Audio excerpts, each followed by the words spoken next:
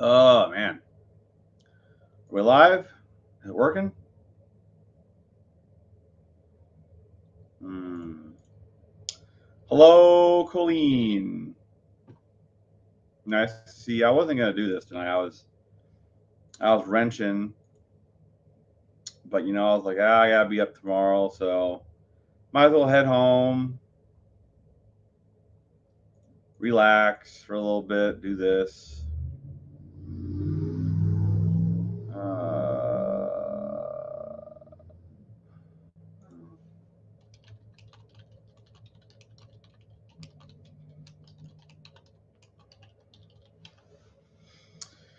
Yepper, yepper, Jason. Howdy, howdy, howdy, howdy, howdy, howdy.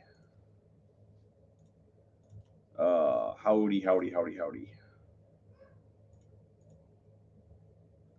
I need to get rid of this heart. There's like a setting I can do to get rid of it, and I need to figure out what it is because I don't like it.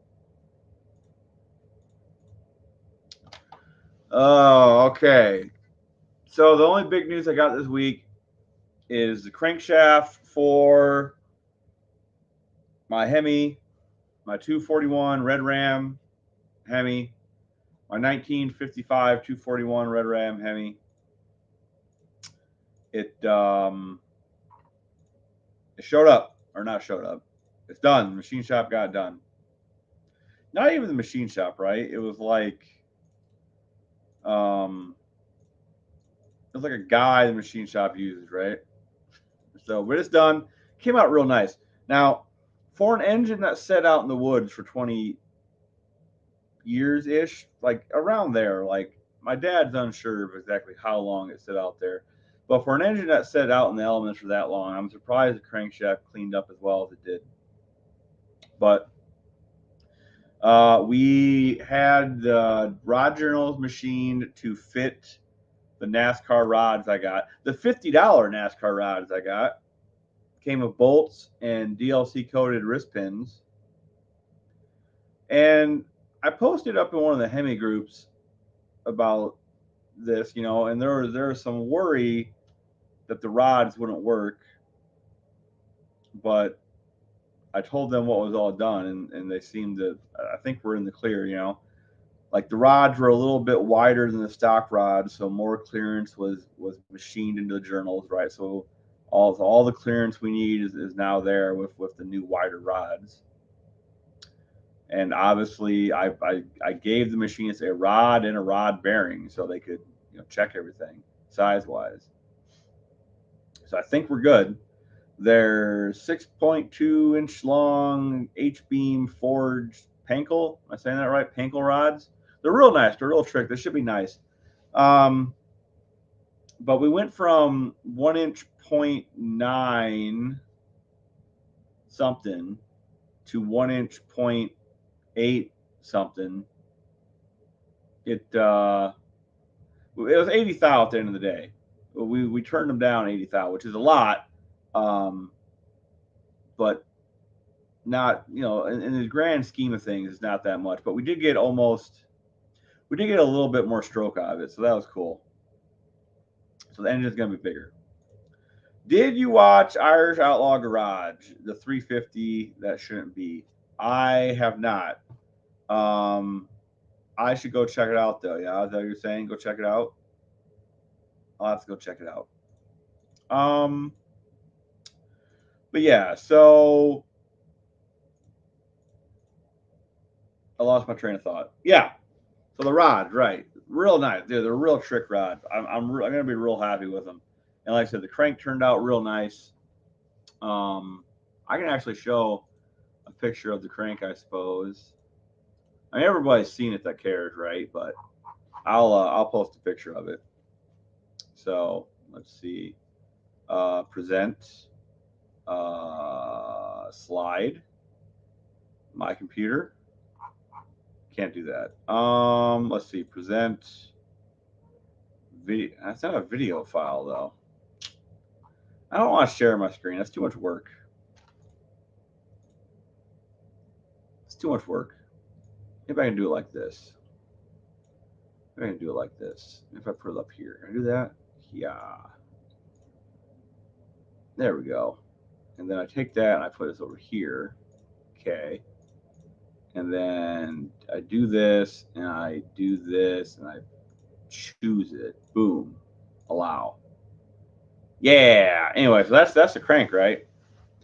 There's still a couple things that need to be done. So it still needs balanced, obviously, right? And the funny thing is on these old Hemis, the flange for the flywheel isn't threaded, isn't tapped. They use like nuts and bolts to like hold it on. Pretty weird. So I'm gonna have that tapped out for bolts. Because I think that's just all around a better idea. I don't know what they're thinking. But yeah, we're just gonna tap them holes. We got to balance it yet, and then it will be ready to rock and roll. I suppose if there's any truth to the saying of seasoning cast iron parts, this crank is well seasoned. Lots of years sitting out in the elements, so should be tough as nails, right? Dean's here. My machinist would have a stroke. That's funny. That's funny. I don't know. I don't know. Like if you're being serious, like your machinist wouldn't approve, but that's funny. Dean says hi to Jason. Colleen says hi to Dean. Dean says hi to Colleen.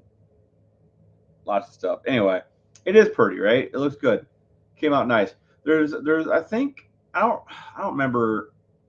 Hold on, let me look at this thing. So the mains are the picture's upside down. Hold on.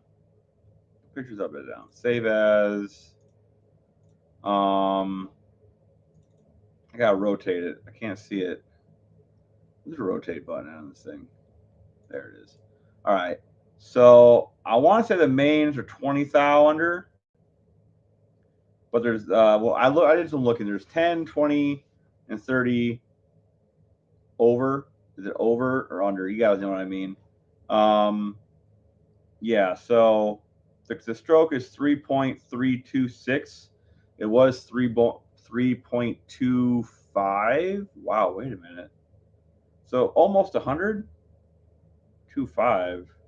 We're at 3.2. Huh. More stroke than I thought. Yeah. So that's cool. Um. Oh, about the 350. I'll have to go look at it, Colleen. I will. I promise. I promise. I like Irish. Irish is a good dude. Although he never comes around.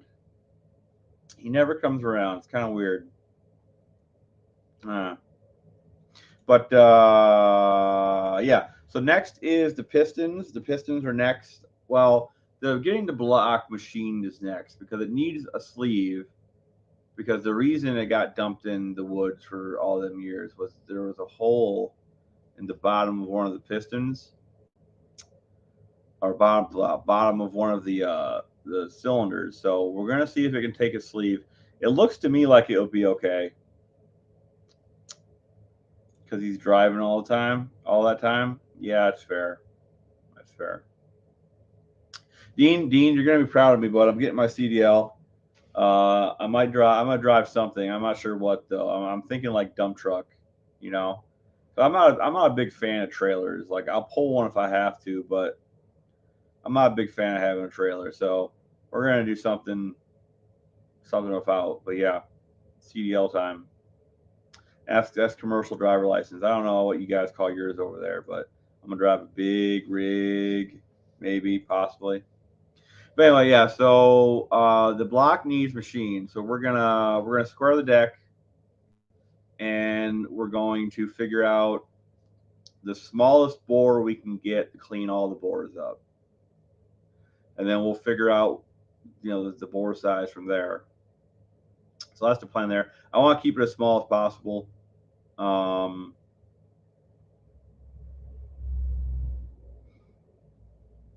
nice. 789 Caterpillar, and we mine stuff. How about uranium? Uranium's interesting. My brother is driving my dad's 79 Kenworth extended hood. It has a Cummins 400 big cam, quote unquote big cam. Go school bus. Yeah, school bus would be fun. I don't know. I'd probably get tired of the kids real quick though, but I get summers off, right? So that'd be fun. Which actually might work out for me, right? Because I have my kids in the summer, so we'll see. But yeah, so we gotta get the deck squared. We gotta get the bore figured out, and then we can order pistons. Slowpoke. Yeah. Slowpoke, huh?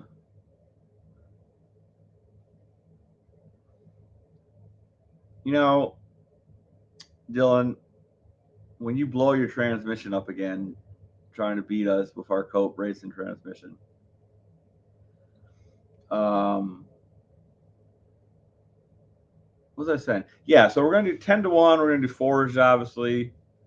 I don't think there's gonna be really anything special about them. I mean, they're gonna be some big domey bastards, right? Because they're going in a Hemi, so big dome on them. But yeah, I'm out racing the Ranger, dude. Too small to race. My brother's car is big enough though. We'll probably race that.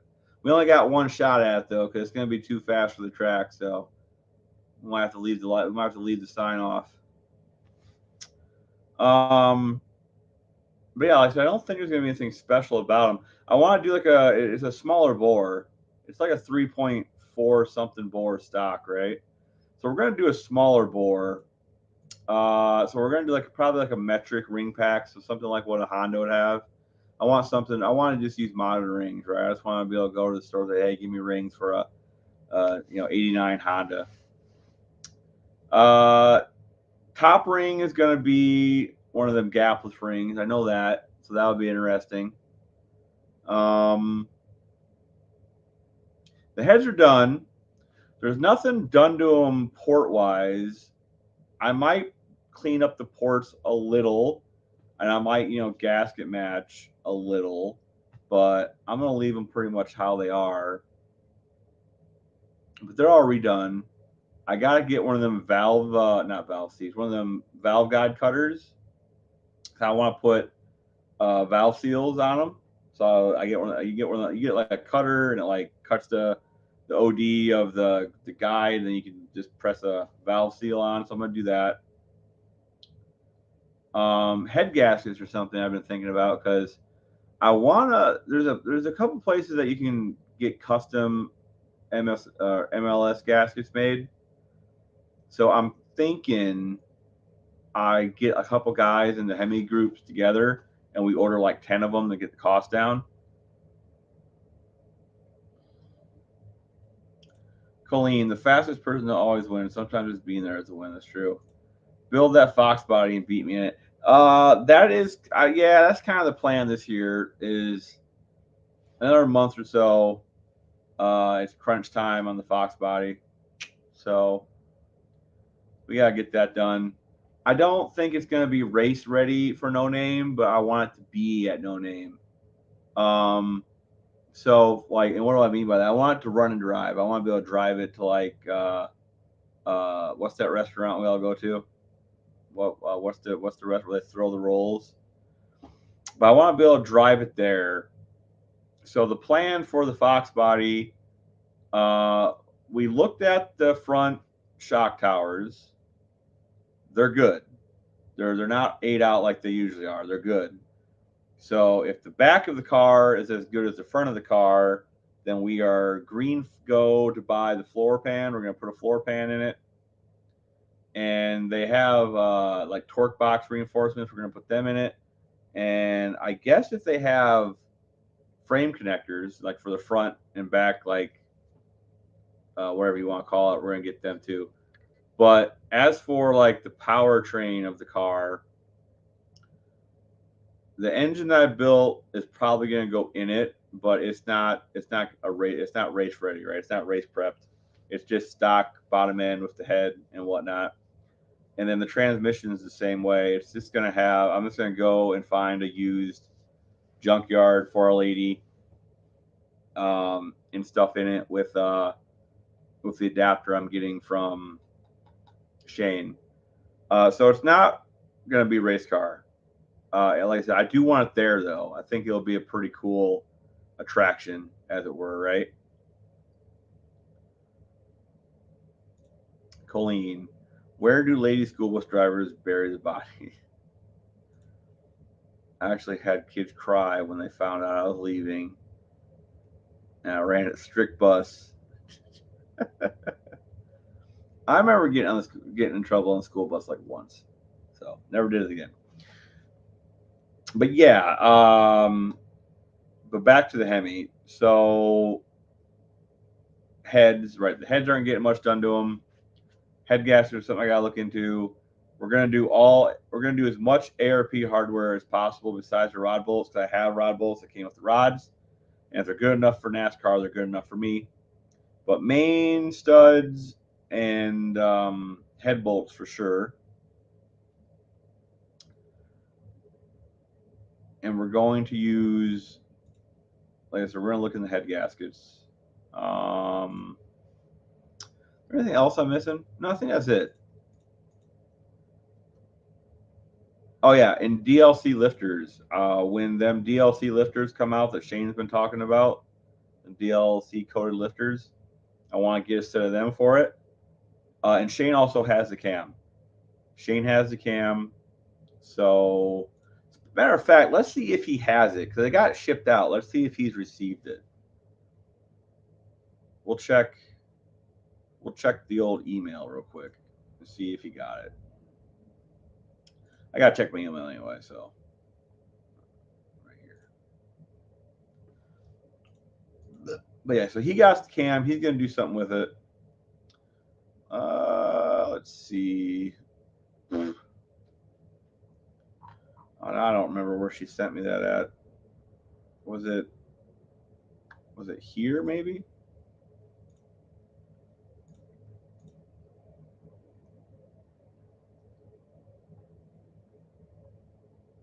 Crap. Where was it? Well, this isn't good. I lost the email. Let's see what they said about them rods that I want to do.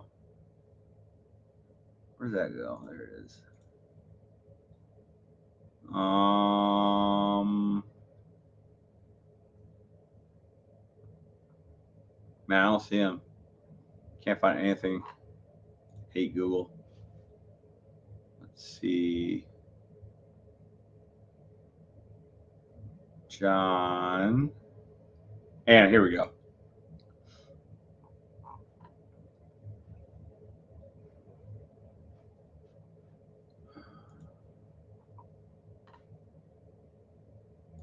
All right, let's see where this tracking number is. See what that's doing. Click this. All right, so Shane has the cam. He got it. He got it today. It showed up today. So I'll give him a couple days before I start pestering him about it. Right? How many days do you think I should give him? At least a couple, right?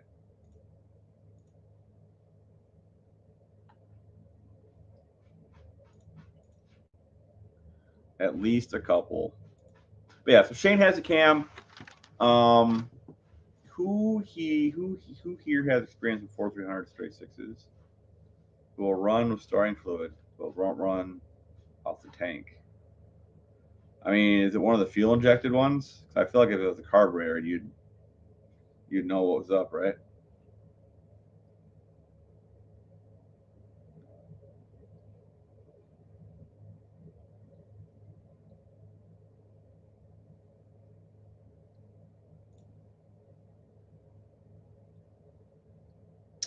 Yes, the bus driver auto.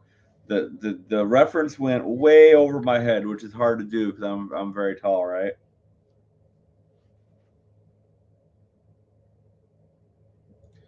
All right. So yeah, so you have a fuel problem. Um, I mean, if you're not getting fuel, the first place to check is, are you getting fuel pressure? So I would check there. If there's a Schrader valve on the fuel rail, I would see if you're getting fuel pressure there.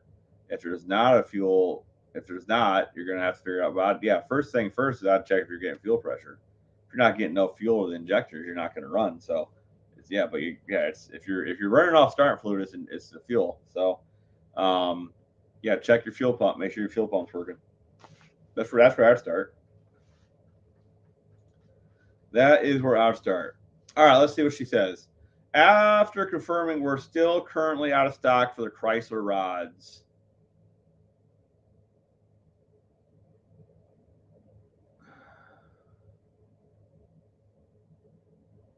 Huh.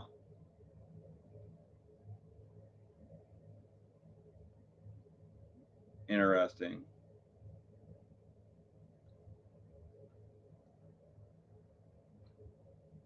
The major customized bulk order production we see do not sell, and we have very less stock to offer for retail.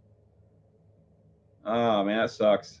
Every time I reach out to this company to buy stuff, like they tend not to sell. They sell bulk. They sell big orders, right? So the LS rods that they make that I wanted out of stock. The Chrysler LA rods, well LA and Magnum rods that I think they're Magnum rods, but anyway, I want out of stock, so that sucks.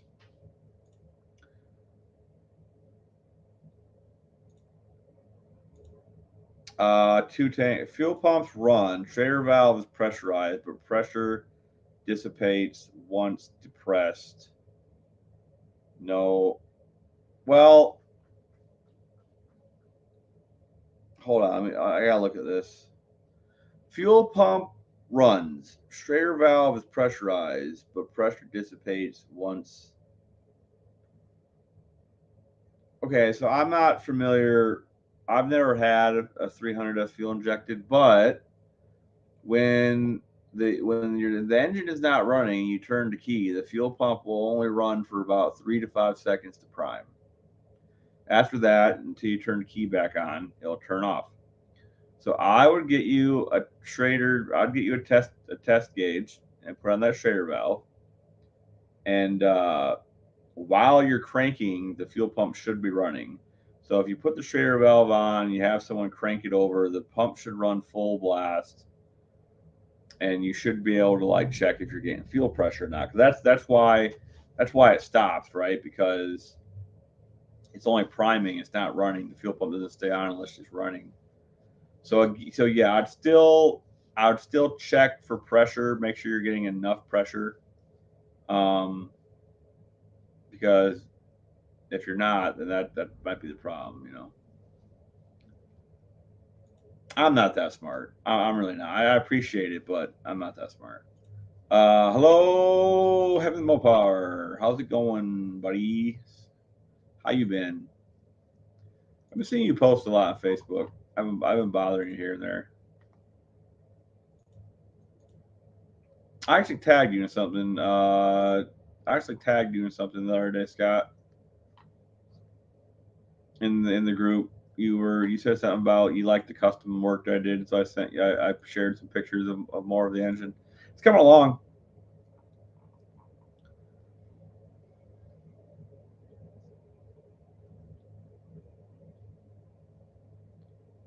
Oh, gotcha. So let's see. Hold on, we got more stuff here.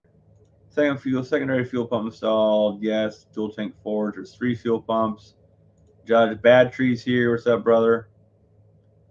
The fuel pump has an internal reference line. One tank works against the other when one of the 2 tank pumps fail. Fuel pump stops when you turn the key. That's kind of weird. Wake Up America. There is also a recall for the tank selector valve that may or may not have been performed. A bad pump can overfill or pressure lapse tank. Yeah, so if this is a dual tank problem and not just like a normal fuel system problem, I probably won't be much help if there's more. If it goes deeper than that, right? If it's like something unique to the dual tank setup, I won't be much help. I've never owned anything of dual tanks, so like I said, but if obviously you're not getting fuel, so there's a fuel issue. Isolate that and report back. It's a high-low tank system like the old early central fuel injection pumps. The pusher pump fails, and the external pump then works against the other lift pump. Ah, gotcha. Something like he said. Like I said, this is out of my wheelhouse, peoples. Um, I mean, I will be dabbling in dual tank systems here real soon, but I'm going to use manual selector valves. I'm just going to have two valves. You know, they'll be on the floorboard and turn, turn, turn, turn, right? So that's about as far as I'm going to go with it.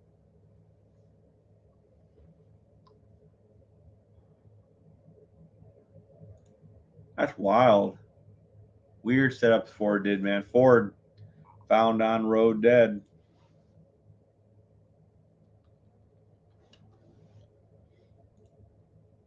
You know, actually, that's something I was going to talk about last week, but I didn't get to.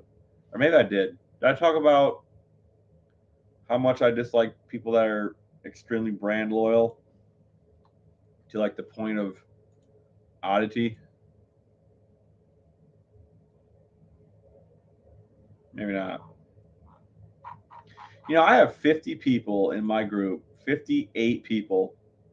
I tagged every one of them. You think there'd be 58 people in here, but we only got 8. I tell you.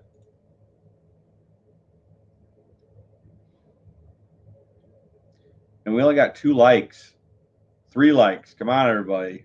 Smash that like button. I did get good news, right? So I said the other day I was buying that centrifuge to start cleaning oil for my diesel.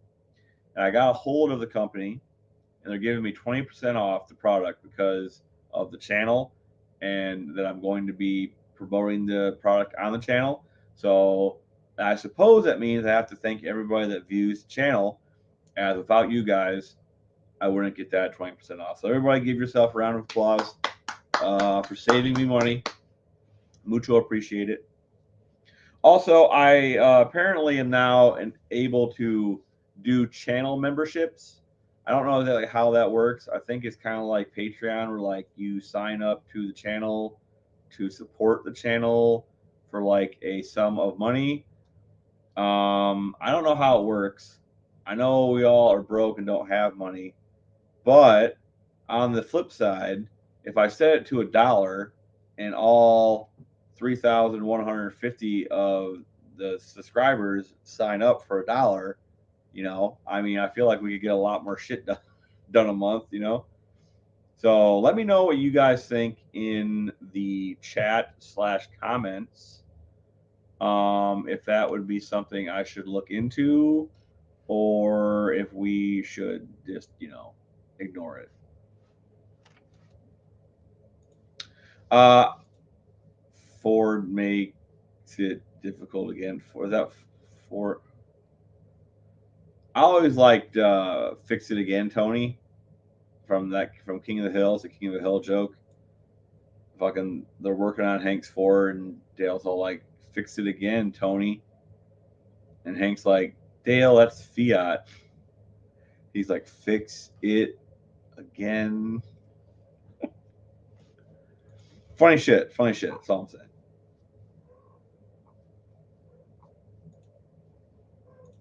Colleen, someone has been playing then. Hard to tell what's been done. What'd she say? Hold on. It's a 95 F250 toggle switch installed for electric pump. Yeah, this is, like I said, this is above. Dean liked. Thank you, Dean, for the like.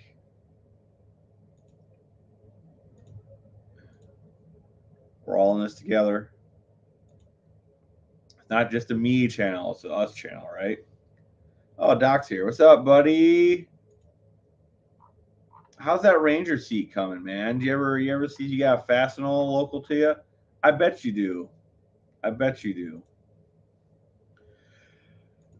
We can get me that seat for the Ranger. Speaking of the Ranger was dead as a doornail today. Dead, dead. I don't know if I left the key on or what, but it is dead to dead to dead to dead to dead. And it's never been dead before. We just went on that trip the other day with it. So obviously something got left on, and it was my fault because I was in it last. No, I suck. You do suck. You're retired all the time in the world. So much time, you don't know what to do with it. And you can't Google to see Fastenals near me. Shame, shame. Everybody, boo this man. Boo! We can sprinkle more money as a slush fund. Yeah.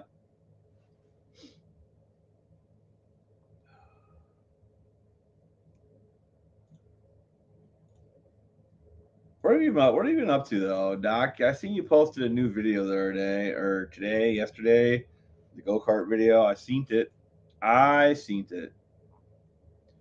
Twisted Mopar's Garage is here. How is it going, buddy? Welcome. Better check out the pumps, the low pressure. That's weird, man. So they have low pressure pumps that go to the high pressure pump. It's weird. I don't like it. I don't like it at all.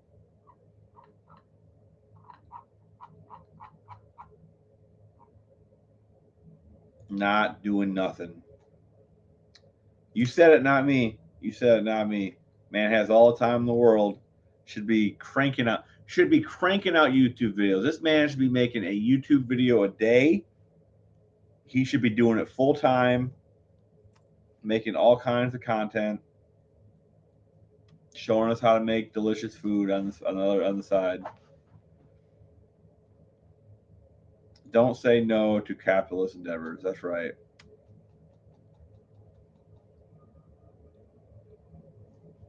Yeah, I don't know.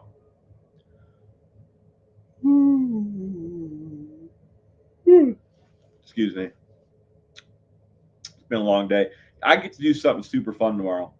I get to go and give the government $2,700 of my hard-earned money for property taxes on a property that I already paid for, but for some freaking reason I have to pay taxes on it after I already paid for it once. Burns my ass. But anywho, I get to go do that tomorrow, so that'll be fun. But what else? So we covered the Hemi stuff. The 241 Hemi will live again. At the rate I'm going, it'll take another 10 years, but we're making progress. The Fox body is the project this year, which sucks. I got like a dozen projects I want to work on, but the Fox body 300 combo is the project this year.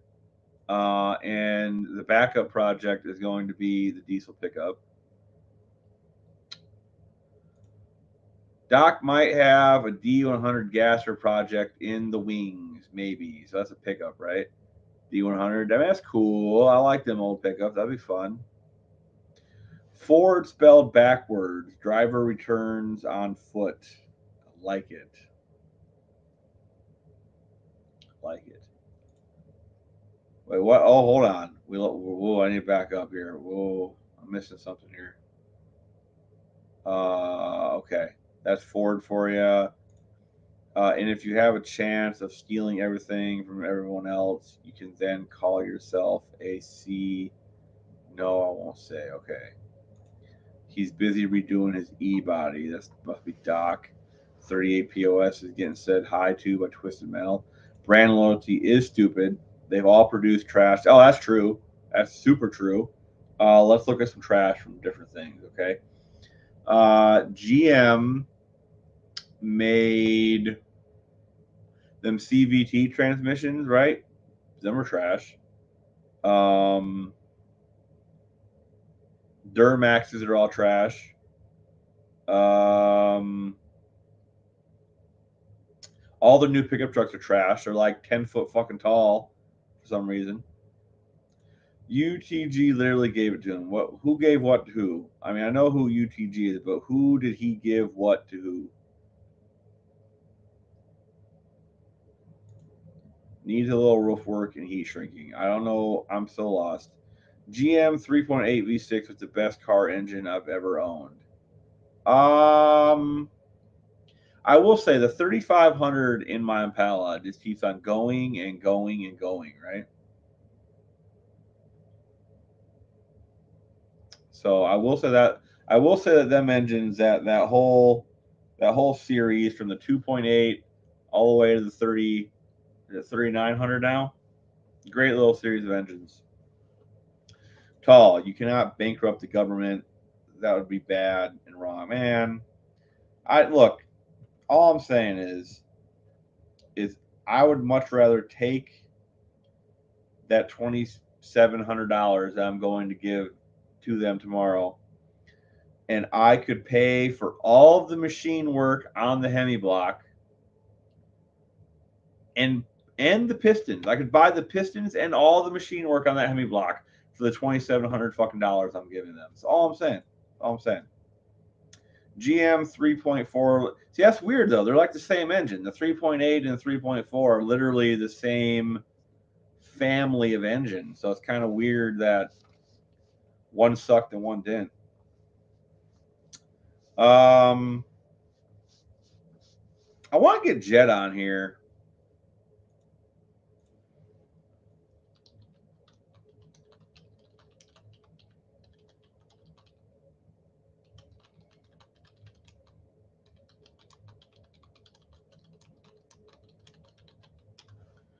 I want to get Jet on here, talk about Hemis one of these days. Vega. You know, okay, so the Vega. I like the way the early Vegas looked because they had a facelift mid production. I think the facelift came out in 75. But the early ones look great. The facelift looked pretty bad. Thumbs down the facelifts. As for the engines, they had like an all aluminum engine, right? I hear it was pretty stinky. It was pretty bad. It was pretty bad. I hear. Never owned one, but I hear it was bad. But when you put a V8 in them, pretty cool, right? So the Chevy Volt, never owned one. The Aztec, that was like Walter White's car in Breaking Bad, iconic. Vegas are great. See, Two Hacks knows what's up. Hi, Jeff. How you been, buddy? You know what? If you got free time, dude, come in the live. The link I pinned it. I want to hear about your transmission woes. You've had multiple transmission woes. I would like to hear the story from the beginning. Dr. R has a new e-body. Uncle Tony's Garage, fire, sale, insider training. Oh, he does, really. Dean, that aluminum block was a problem. Yeah, I hear they're real bad. I hear they no bueno. No bueno. Do they have they have a single overhead cam on them aluminum engines? Was it aluminum head single overhead cam or was it dual? Just needed more iron sleeves. Right, yeah. Like I don't know like the details, but what were this like what was the problem with that engine? What was it about the sleeves, right? Used to have a 74 Camback Vega with a Buick. Oof. That would have been an interesting little ride, right? The 3.9 is not what the 3.8. What the 3 hold on. 3.8 V6. That's the Buick, right? Is that the Buick?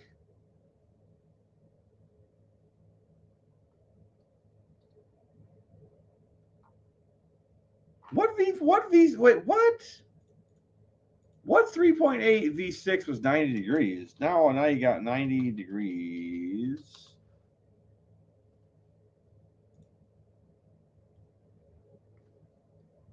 Hold on a minute.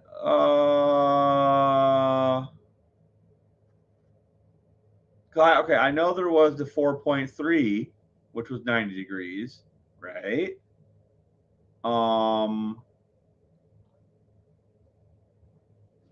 So I don't know. I don't know. You got me. You stumped me.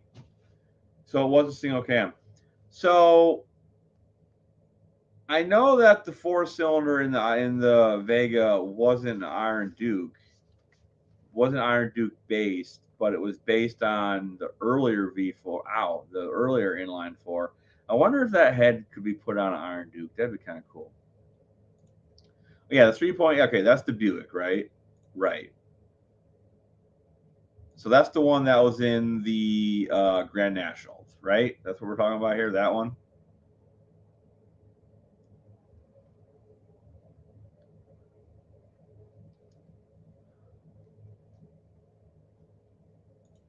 I thought that was all the same. Like I knew. Hold on.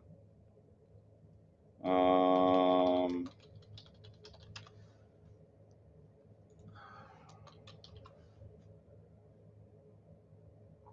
Okay. Let's see. Yeah, there's a Grand National. That's the engine though, right? Um. I don't know. You guys are smarter than me. See, I said I wasn't smart.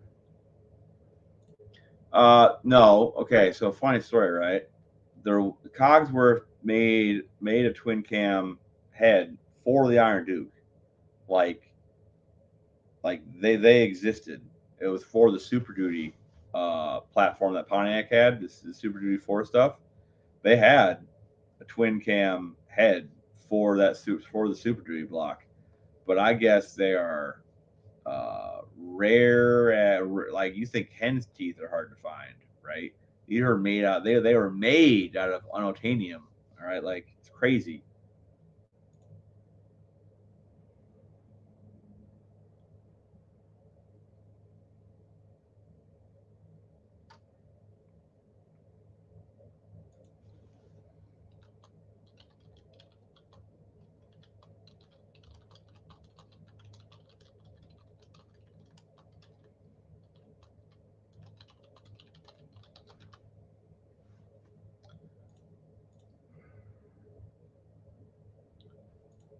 Let's see, base engines.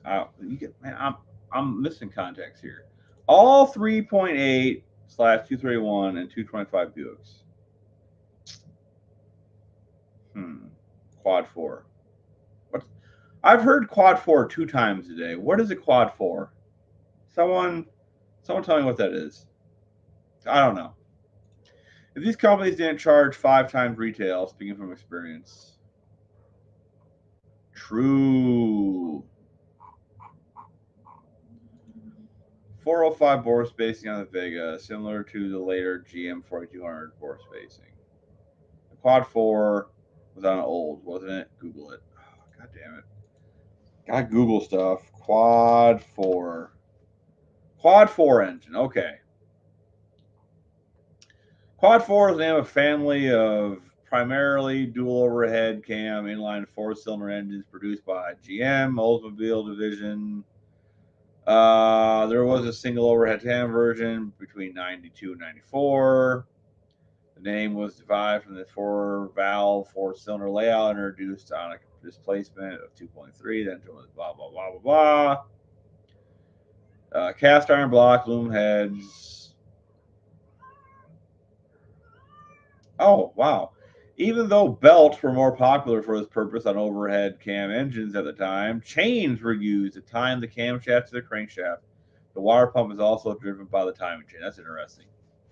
The Quad 4 was the first wholly domestic, regular production dual overhead cam four-cylinder engine designed and built by GM. The only prior dual overhead cam four-cylinder engine offered by GM was the Cogsworth Vega, which featured a dual overhead cam designed by Cogsworth England, additional to the 2200 cc 2.3 liter 137 point cubic inch dual overhead cam version. There was also a short-lived single overhead cam variant, the quad overhead cam, available from 1994. All engines of the quad family were produced at the Lansing Engine Plant, Plant 5 in Delta Township near Lansing, Michigan. The twin cam engine was the last engine that was engineered and produced solely by Oldsmobile. The Aurora V8 and Short Star V6 shared with the Cadillac North Star V8. Cool. Or how much boost I can take. The valve cover looks pretty dope. Interesting. I yes, I googled it.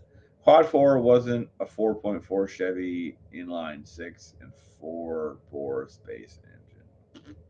Quad 4 equal head gaskets. So basically, everything Chevy was 4.4-inch bore spacing. Yeah, they really like that number, Dean. They really, really like that number. They're a big fan of that number.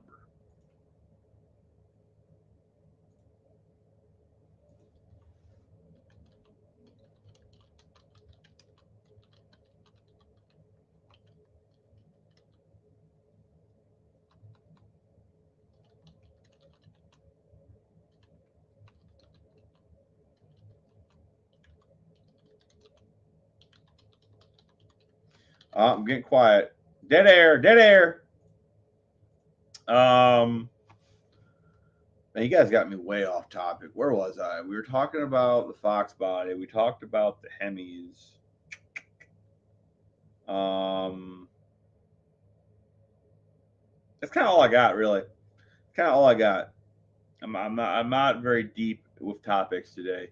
It's like I'm not getting as much done as I would like, unfortunately. Today was real nice, but I was at work all freaking day, and then I got out of work and did a couple things, but not as much as I wanted to. Oh, then Amazon dicked me around. I was supposed to get parts for the 300 2 days ago, Saturday. I was supposed to get them Saturday. It's now Monday.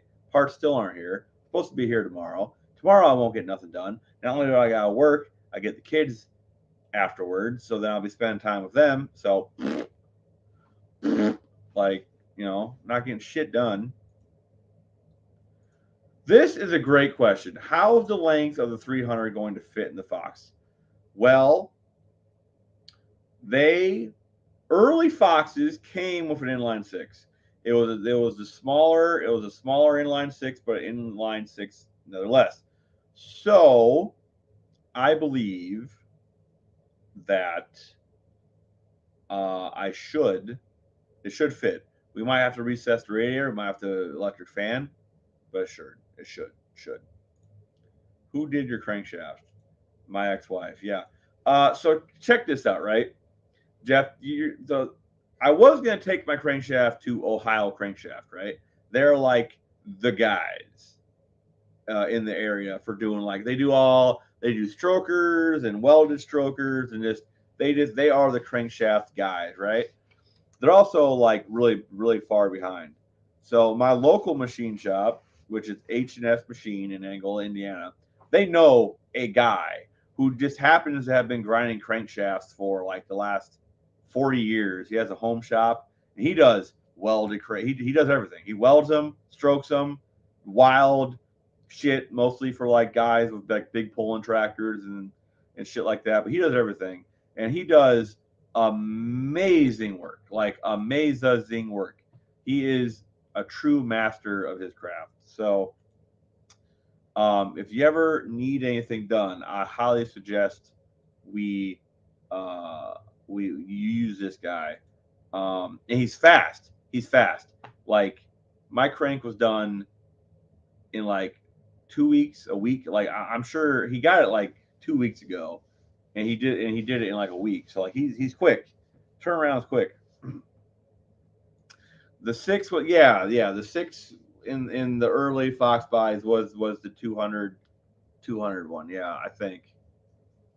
I forget what sizes the other Ford inline six came in, but I think it's gonna fit. The only thing that might not fit is the intake. So we might have to like take a chunk out of the back of the intake and kind of like swoop it a little bit. Because like right now it's just a big square, right? So we might have to like take some of the back and like notch it to like clear whatever. Okay, I'll send you a Mopar 265 head gasket. That'll get the juices for a Hemi headed Ford. Do it. Bring it. Let's get her sent over here. I'll slam her on. I don't know if it's gonna fit, but I'll slam it on. The big six is shorter than a Barra. No shit. I have a Barra. I have a Barra sitting in the shop. I should go put a tape measure on it. And that's a great point because there's a bunch of Barra foxes and it fits just fine, right? If a Barra fits, it should fit. The 300 should fit. Like real talk, I don't know if I could shit on a Barra, but I'm hoping when like the final form of the 300 is done that I can just go. It will shit on some Barra. It's like I think it'd be funny.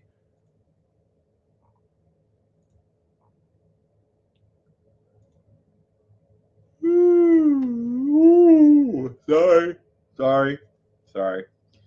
All right, so 300 tog. So, dude, guys, we're so close. We're so close to like getting this thing running. It's just getting it's the little shit right now. All the big shit is done. The head, the intake, the push rod cover, all the big shit is done. All the little shit is taking a million hours of like this tedious nitpicking time, right? So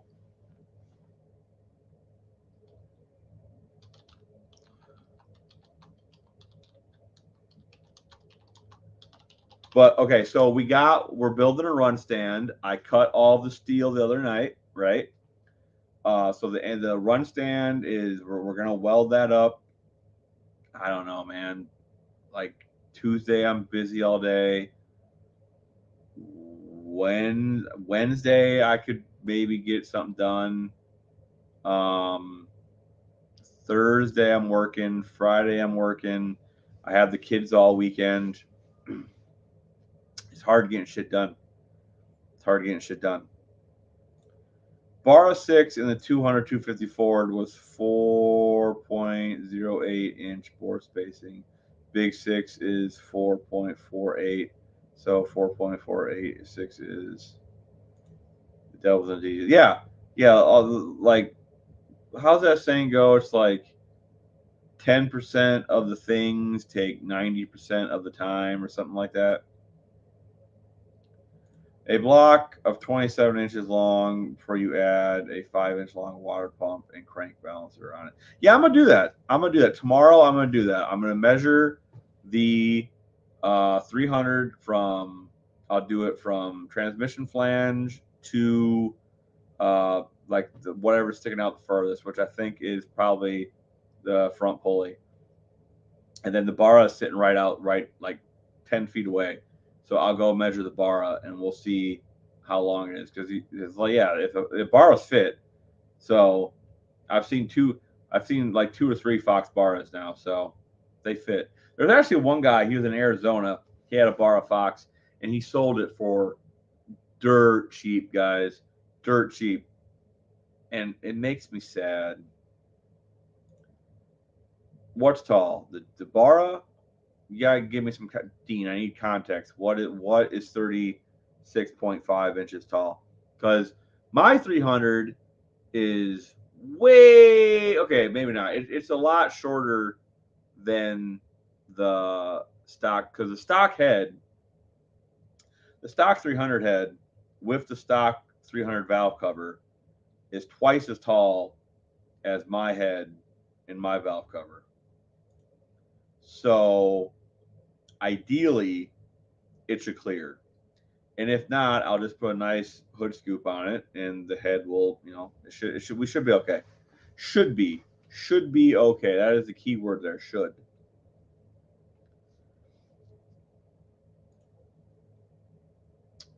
1200 Park Ave,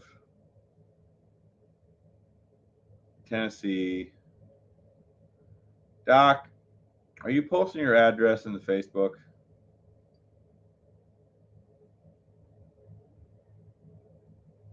Or posting your address in the YouTube? Fast and all. So you have one. Oh, let me copy this. Let me copy this. Hold on. Oh god, there's so much text. Okay. Scoop that up. Copy, paste. We don't need the United States part, right? Delete. Okay. All right. So What is it? Swan? What?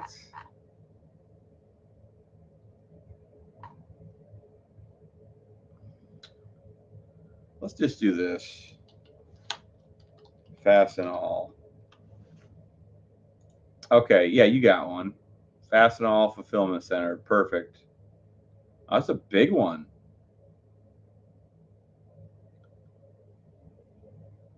It's a big one. All right, so Doc, all you got. So what they do is they do it by the pallet, right? So I think they do it by the pallet. So stop in there and or figure out. 'Cause I don't think they go. They don't go this way. They only do like the footprint of what you put the seat on. So the smaller footprint you can do it. Like I said, I don't think height matters. So I'd like column or whatnot to double check. But shipping, because they do like store to store, so it should be dirt cheap if you use like a small footprint skid. Long, gotcha. Yeah, like I said, I'm gonna check. This is good. I'll everybody, if you're not in the Facebook group, go join the Facebook group. It's called The Tall Garage on Facebook. Like you guys think I haven't been posting videos? Well, you're right, but I have been keeping everybody in the Facebook group updated on what's going on with the project. So if you're thinking, man, he needs to post some videos, you're right, but also go to the group. And I want to see what you guys are working on. So post that in the group.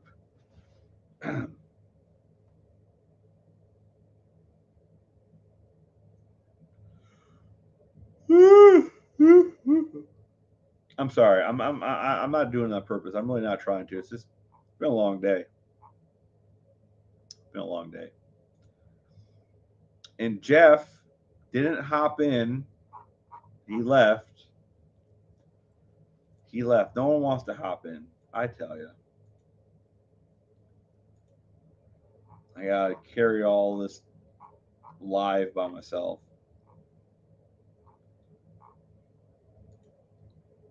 I need tube Honda Bond.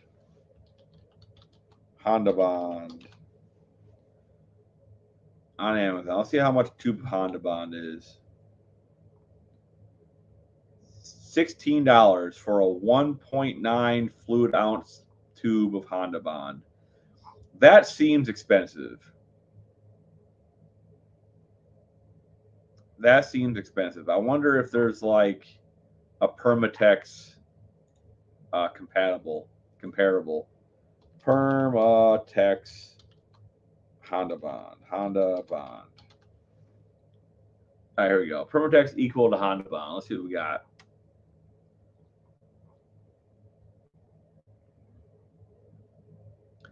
Permatech Ultra Black is a high temp RTV. Yeah, we know that.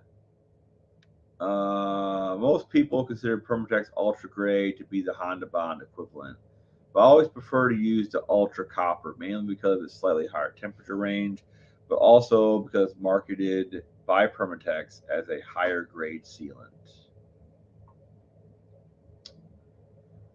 Okay, Permatex Ultra Gray. Or I don't know, I kind of want to just use Honda Bond. So if anybody wants to buy me some Honda Bond and send it to me, let me know. I'm still here eating dinner. Oh, my bad, brother. I was just giving you shit. Ain't nobody want to see what I've been doing lately. I don't even want to be there. Well, now I just want to know what you're doing even more. So I do, but I don't want to overtax you with bore center spacing, which are the secrets to life, the universe. Man, like bore spacing centers are harder, like information is harder to find than it should be. There's a lot of wacky stuff that you could do if it's more readily available. That Honda Bond is good stuff. This is a little firmer than most. Yeah, that's why I like it, right?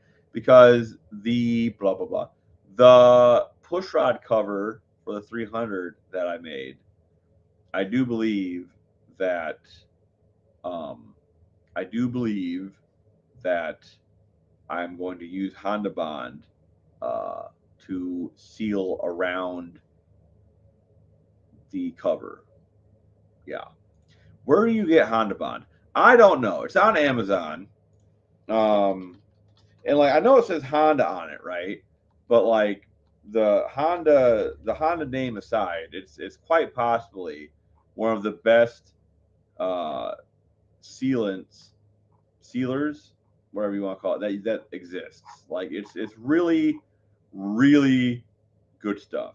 Yeah, Amazon has it. That's where I've gotten my tube in the past, long time ago.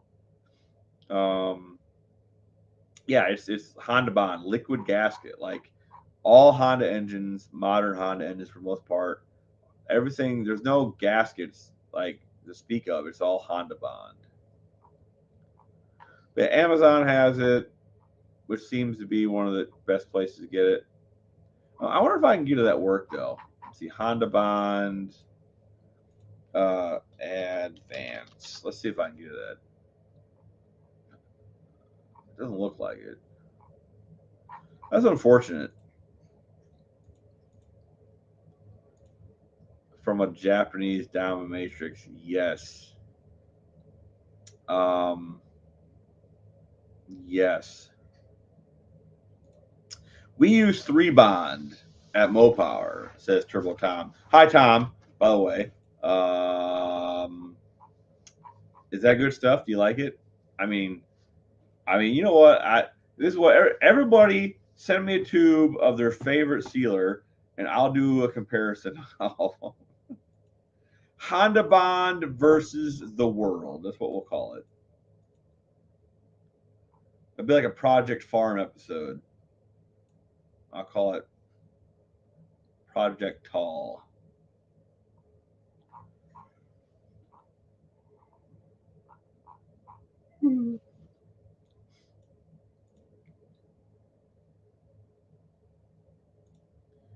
Hi, Tom. It's nice to have someone focused on good things. Yes. Even the small engines use it. Sets up in 15 minutes. Don't screw around. Yeah, I hear it's good stuff. I hear it's good stuff. Hold on. I got a video I want to show you guys. I gotta get it though. So give me a second. We need to go here. We need to go here. Pause that. Pause that. How do I download? Yeah, I got something to show you guys. So don't go nowhere for a second. Let's see. Is it downloaded? Yeah. All right. I've done this before, so let's see if this works. Video file.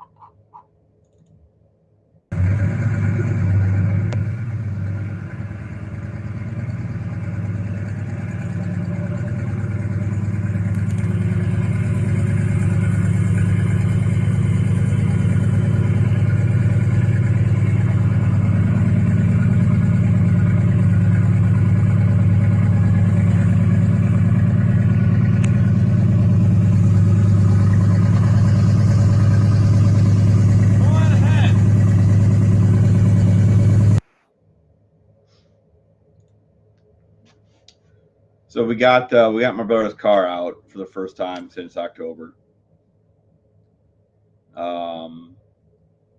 We went and weighed it. Everybody post down below how much you think that car weighs in the video. Here, I'll do it again. I want everybody to post below how much you think the car weighs.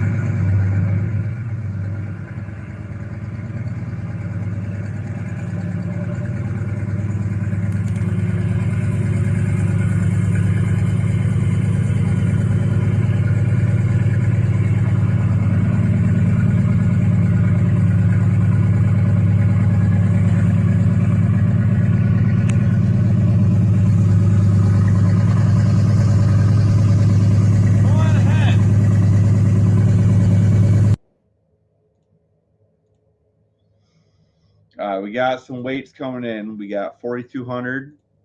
We got 3,365. 3450s, good guess. Jeff has 3976. 4,400 for Tony's Hot Rod. I'll give you guys more context. Okay. It's a 1950 Chrysler Windsor. 2-door. Most of the interior is gutted. It has a 360 Magnum and a 46 RE, 8 3/4. It does have the front and back seat benches still. Driver and passenger window are plexi.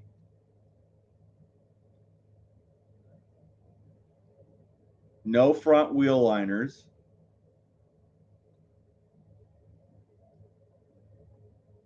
Up. Jeff is changing his guess. All right. Is that everybody? Are all the guesses in? I know I'm on a delay here, so we'll give it a second here.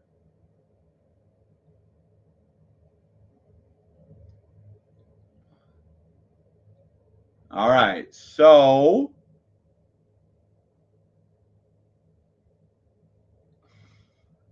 all right. So what we did is we went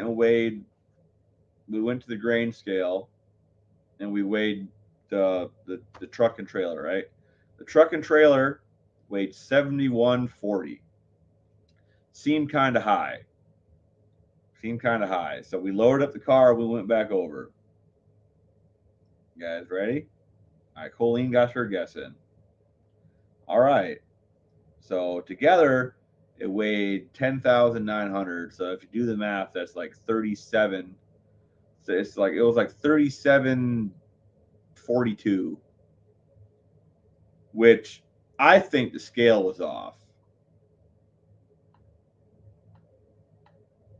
And it looks like 38 got the closest without going over. So Colleen was real close. Like she was actually a little bit closer. So it's between Colleen and 30. You guys got the closest. So congrats. But like I said, I feel like the scale was off because like our there's no way the truck and trailer weighed 7,100 pounds together. There's no way. So we think it's off. So we're gonna tomorrow, sometime next week or this week, we're gonna take it over to the truck stop. They got one of them cat scales there, and we're gonna have it weighed there because we think the grain scale might have been off. I don't know why, but I think the grain scale might have been off. So we're gonna go reweigh her. I feel like it was a bit over. I feel like it was 500 pounds over. So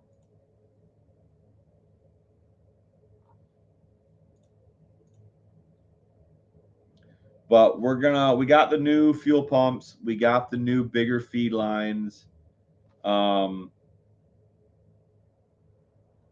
we're pretty sure we're gonna drive out to pick up the transmission in that. We don't know yet. We might. We're gonna get the fuel pumps in the next couple days, and we're gonna drive it around for the next couple weeks until we go pick up the transmission. And if everything seems kosher, we'll drive it out to pick it up. So my measurement was correct. Everyone else was wrong. Dean, what was your measurement? Hold on. Let's back up here and look.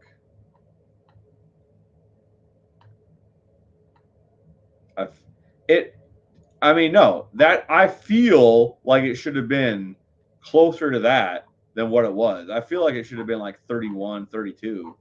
Like I said, something's not right. Oh, hey, Mr. Cope, you missed it. Here, I'll play it again because you showed up.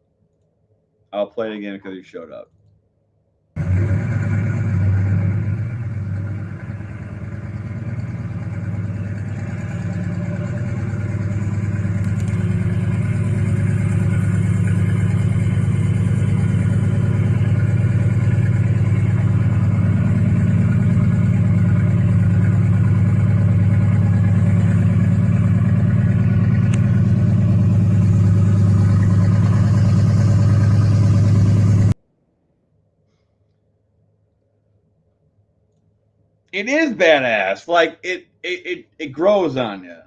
Like at first you're like, it's just an old car, right? But no, it creeps up on you, and you're like, yeah, that thing's pretty cool. Not to mention it rides real nice. So reweigh and tell us who won. Fair. We will reweigh. Like I said, I feel like the scale was off. That there's no way. There's no way. Like there's nothing. The interior is gutted besides the benches. There's no sheet. There's no sheet metal in the wheel wells. There's no way it weighs that much. I refuse to believe it weighs that much. If it weighs that much, if it weighs 37 something, that means it's only 200 pounds lighter than my full interior, full glass, big block 727 66 Chrysler 300. That's what the weight of my that's what the curb weight of that of my 66 Chrysler is. There's no way. There's no way that car weighs more. There's no way. It's impossible.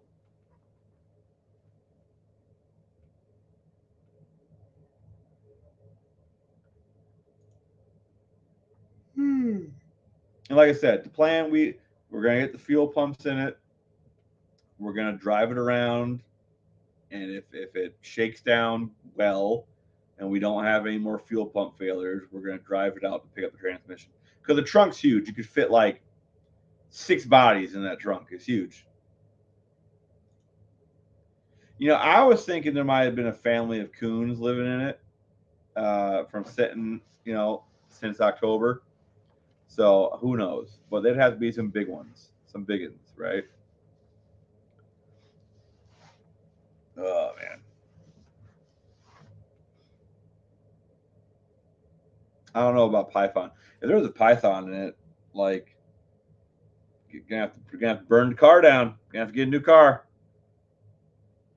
It's not made of pop cans. That's fair, Tom. I 100% agree with you, right? But a gutted car with half of its windows made of plexi and sheet metal removed, there's no way it only weighs 200 pounds less than a big block, full interior C body. No way. I refuse to believe it, which is why we're going to get it reweighed. So, drugs in the rocker panel. I mean, it's possible. I mean, I didn't see any when we were doing stuff to it, but it's possible. Also possible. Also possible. Again, unlikely, but you never know, right?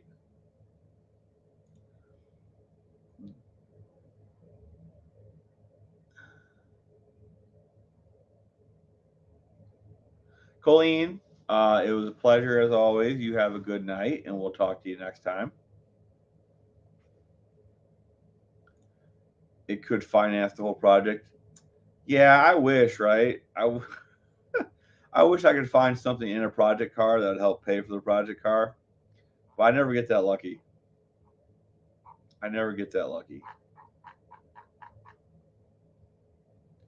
Actually, you know what? I need to invite Cope to the group, to the my Facebook group for the channel. I think that's fair, right? You don't gotta join. Like you don't want to, but figure I'd throw you in there. A while back, I bought a 46 RH, very cool, and a 46 RE cores off Marketplace. The dude offered to deliver, so of course I let him. He showed up with those two trannies in the trunk of a dang BMW. Oh, dude, funny story. I got one. I don't know if it tops it, but it's on the same level, right? I bought that Honda K24 engine off a guy, and I was like, dude, I'll give you $100 more to deliver. And he's like, all right. Dude drove like 5 hours in a Honda with the Honda engine in the trunk of the Honda. I was like, dude, it's kind of a tight fit in there, huh?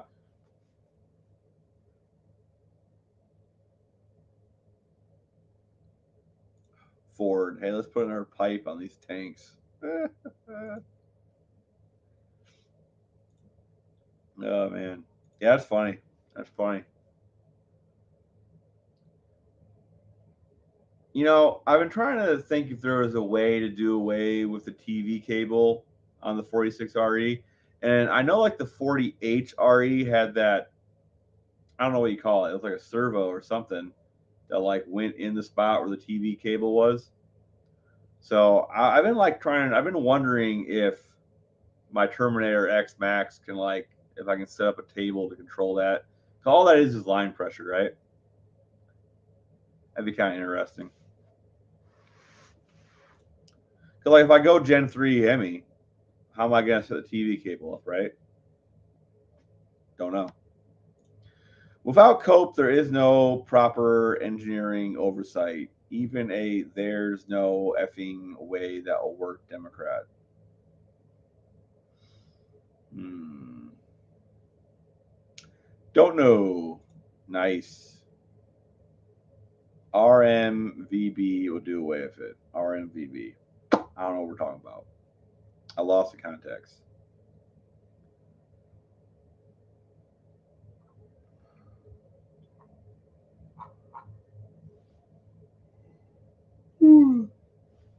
It's a coaxial TV cable. Yes. Yeah, I get all the channels on it. All the channels. Works out good.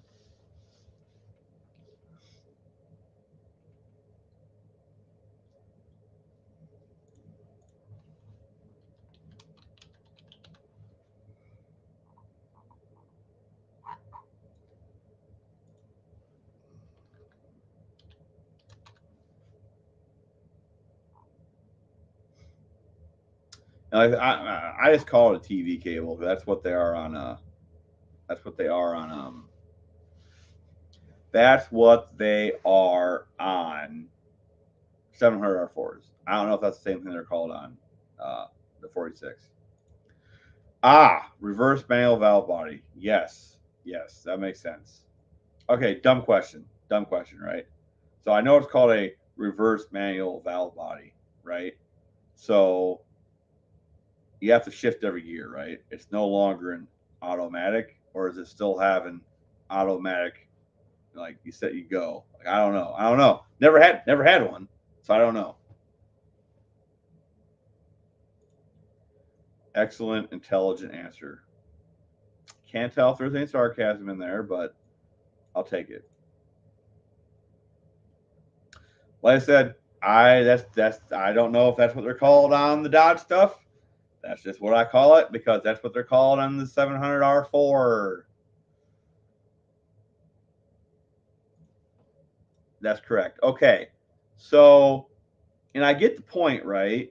The point is so you don't accidentally because you bump you bump up.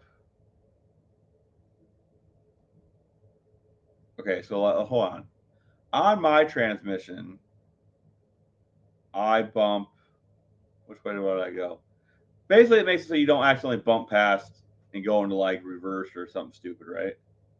So it's manual and then it's reverse. So you're bumping the opposite direction of where the rest of the shit is. I'm explaining this poorly. I'm tired.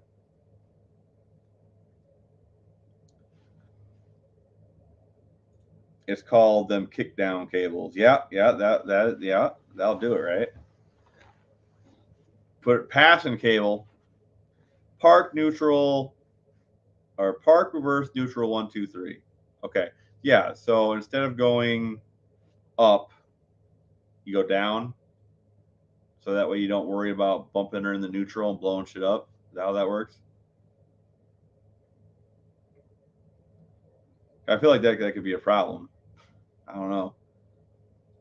But isn't that why they got ratchet shifters, right? So like you can't accidentally go into something. Isn't that why those exist?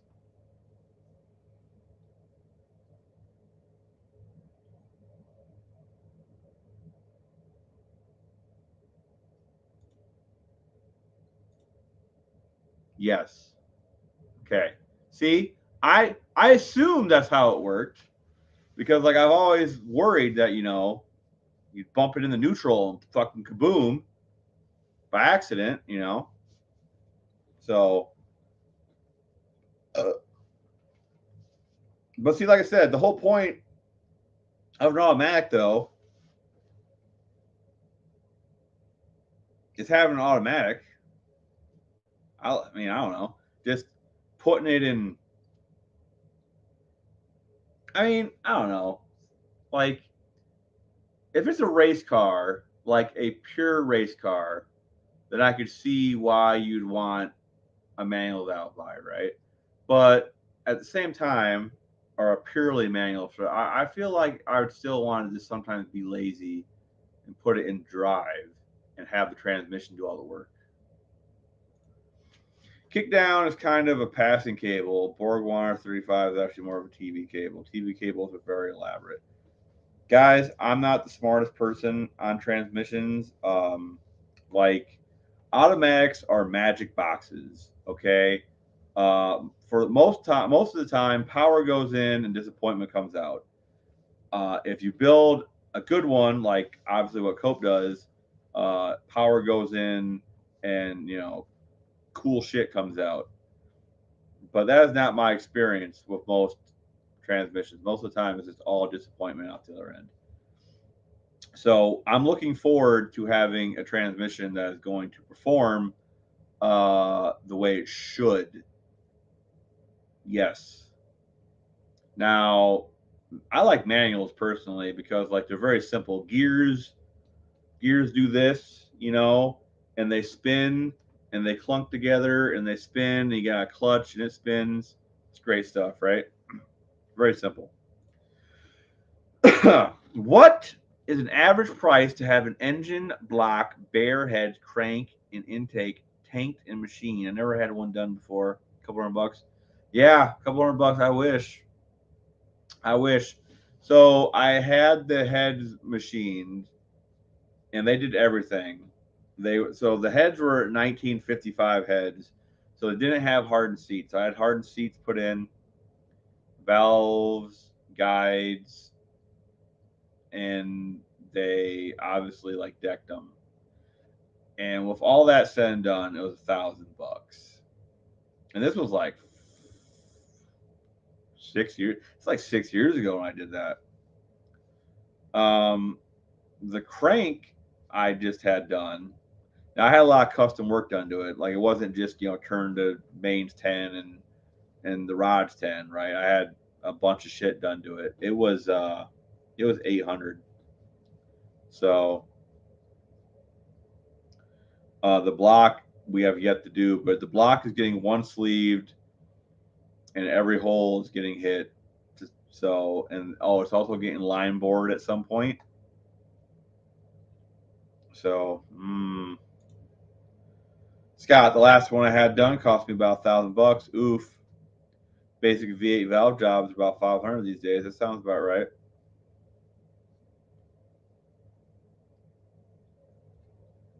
Yeah, everything is crazy expensive, man. Like I wish I owned my own machine shop. It's just so crazy. Like these machines cost so much money.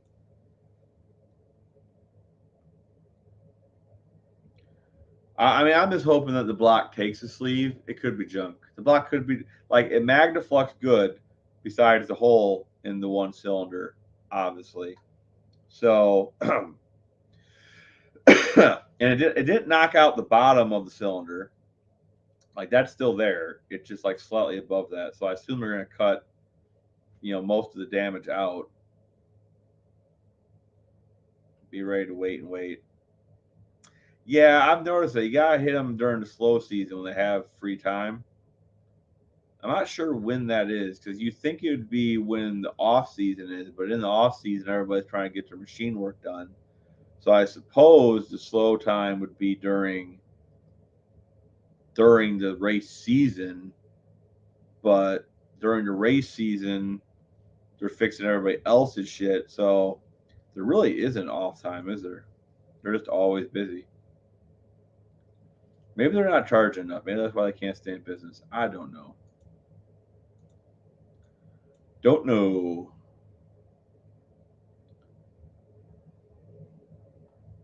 Hold on. Where I want to know if you guys have watched this one channel. I gotta find it real quick. Um, Let's see. Go ahead and search for it faster.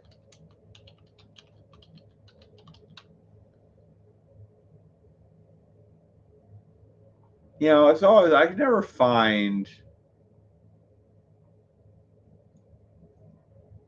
I can never find the channel I'm looking for when I want it. You guys ever had that problem? Um,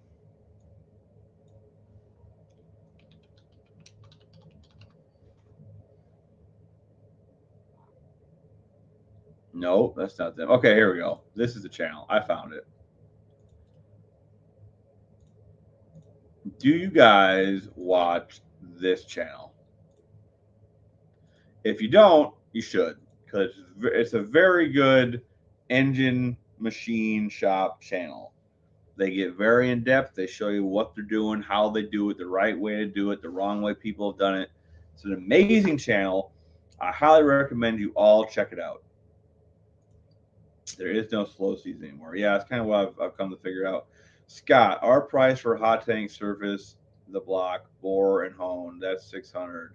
That also includes installation of the camper and free plugs elect.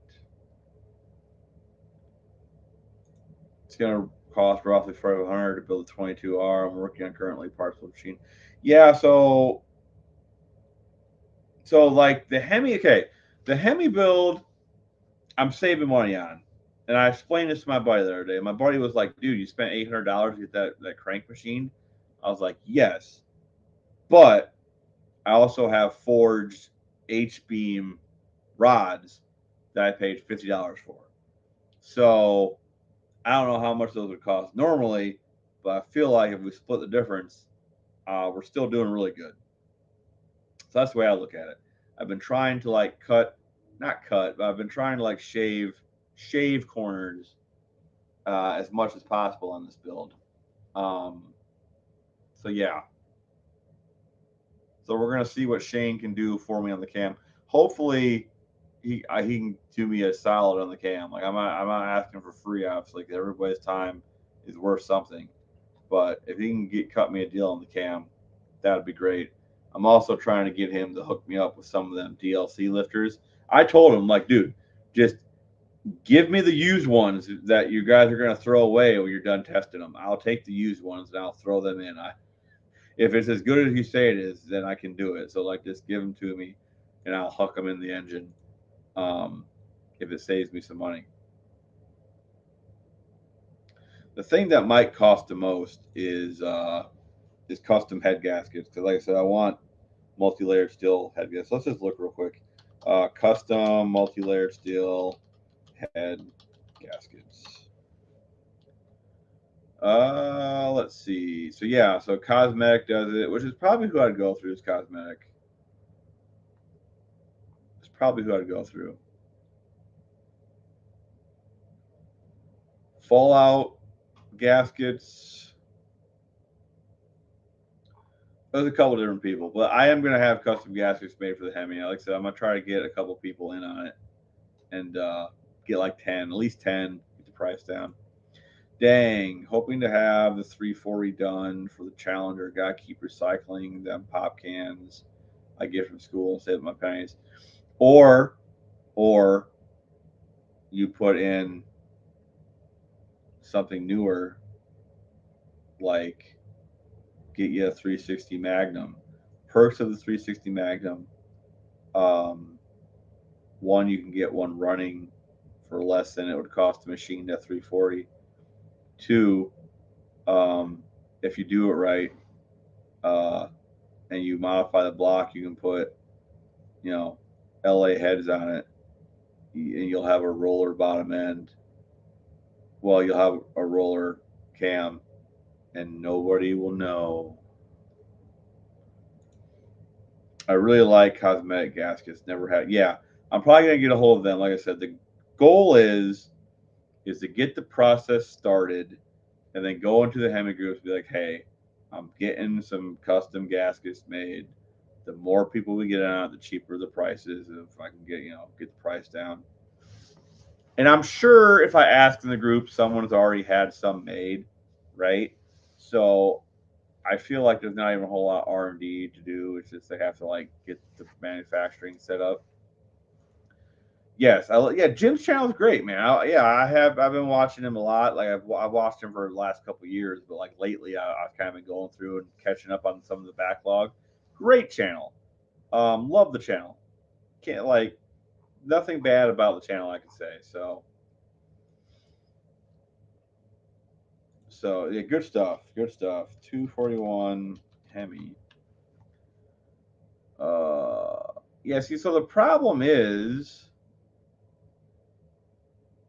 the only head gaskets for that Hemi are not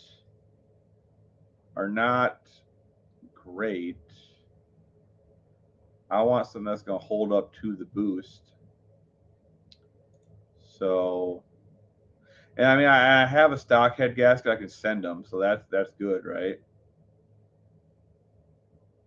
Um, I just don't know how much it's going to cost, man. Like, I'm afraid it's going to be like way out the budget. My wife said that I could dip into her account to have it done, but I was thinking it was like $300 for some reason. SCE used to do customs too, very good gaskets. Yeah, like I said, that's this. I could do a stock gasket, but like this engine is going to be a bit more stout than the stock engine ever thought of being. So it was 20 years ago, Scott. Yeah, Scott, look, dude. What engine you're doing it for? The Challenger? Okay, I'm telling you, go find you a 5.9, right? Magnum. Modify the black, modify the block for the oiling for the LA heads because I'm assuming you want this to look correct, right? So get you some LA heads on it, dress it up. No one will ever know it's a 5.9. It will run good. Like I said, you'll have a roller cam in it. The car's not original, right? So just do that. Just do that.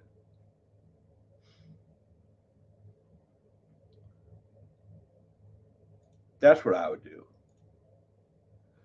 So okay, Hemi stuff. Intake. So there's a company that makes an intake.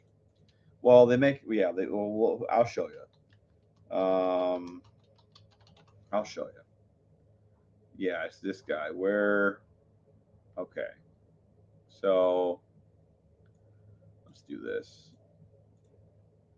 So this is the intake I want to get with a few changes. Few changes. Okay. So yeah. So this is the intake I want to get. Now, okay. So we're gonna remove all of the uh, carburetor flanges. They're gonna be gone, and then we're gonna take the front here and we're gonna put on a flange for a throttle body, and that's the intake. So what I think I'll do is I'm gonna get a hold of these guys and be like, hey, I want this intake. I do not want those flanges put on the top. I want it without those flanges on the top, just like that, and then I'll finish modifying it. And I think that's the intake we're going to get. If you guys have any other thoughts on intakes, let me know. So other things we'll have to do, we'll have to put in ejector bungs in the runners, but I mean, look at that. That would be stupid easy to do. We'll have to put some ports on the back for sensors and whatnot. But the other thing we could do, and I'm not a fan of this because, like I said, turbo. Um, we could put. They have they're like 2-barrel injector throttle bodies. And we could do EFI that way, but it makes it harder to do a turbo. So, like I said, I think well, anyway, like I said, what do you guys think? Good idea, bad idea? What would you do? Give me your thoughts in the comments below, please, because I do not know. I do not know. Let's see. Yeah, they also sell this one, but this obviously wouldn't work for EFI. Yeah, this obviously, I mean, this is cool, but I mean, I could do like a cross ramp setup, but I'm good. We could also get this, but I'm not. Look how much this is. Where is that? $750. Get the f out of here! I'm not that for a single 4 barrel. $750. Get out of here! It's not happening, dude. Not happening. No way in hell. No way in hell. They also have a do-it-yourself kit, but I'd rather just have them do it. I mean, I could do it, but I'd rather have them do it. So yeah. 360s make great power. Definitely go with that. Yes. Mind blown washer. I have not seen you here before, my dude. Welcome. If you have been here before and I'm forgetting you, again, sorry, it's late and I'm getting tired. I guess I could have put another engine in it for now. It's a complete car, numbers matching, 340, 4 speed. Here's my problem with all that number matching stuff, right? I know you guys really like it and all, and like it makes stuff worth more money, right? But when you guys pass and the younger guy buys your car, um, he's not going to care. So, Ken, about 20 years ago, I had SCE do a custom copper head gasket for a flathead Hudson. If I remember right, it cost me $120. Man, it must be nice, dude. Everything costs like okay. To be fair though, to be fair, if I ever get the 3D scanner I'm wanting to buy, I could probably have Sencut Send make me a copper head gasket for about that much.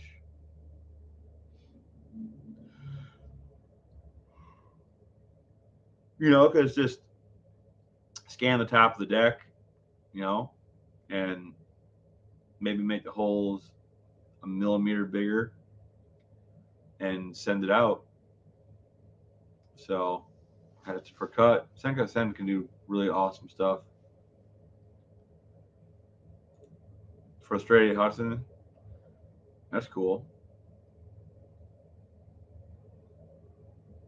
Never mess with a straight eight. I feel like they wouldn't be. I mean, I know straight sixes are like perfectly balanced. I wonder what a straight eight's like. Never had one, so I can't really tell you. I mean, I assume they're very long though.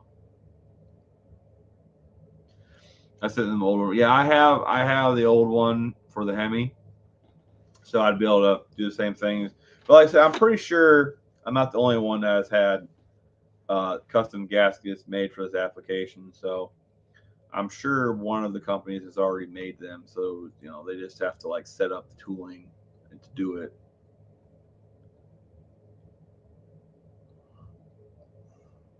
Whew.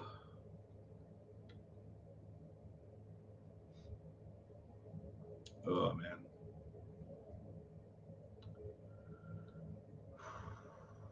All right. Well, I'm gonna wrap this up in about 20 more minutes because I am getting a bit sleepy. I do have to get up early in the morning because, like I said earlier, I gotta go give the government my hard-earned money for something I already paid for because property taxes are a scam and they're unconstitutional and we shouldn't be paying them, but we are because otherwise they put us in jail.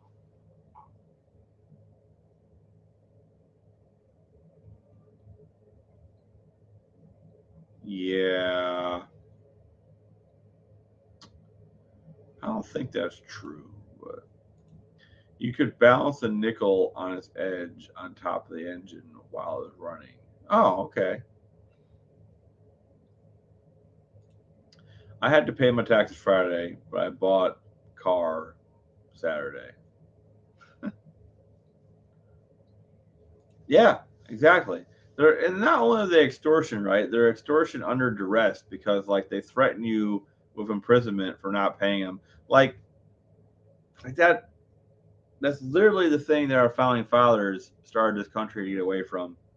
Um, no jail, take your stuff. Well, I mean, yeah, I was talking more like IRS, right? Like the big tax man. State taxes aren't as bad, but yes, you don't pay your property taxes, they take your property. So it's just a big scam. It's all a big scam. It's crazy.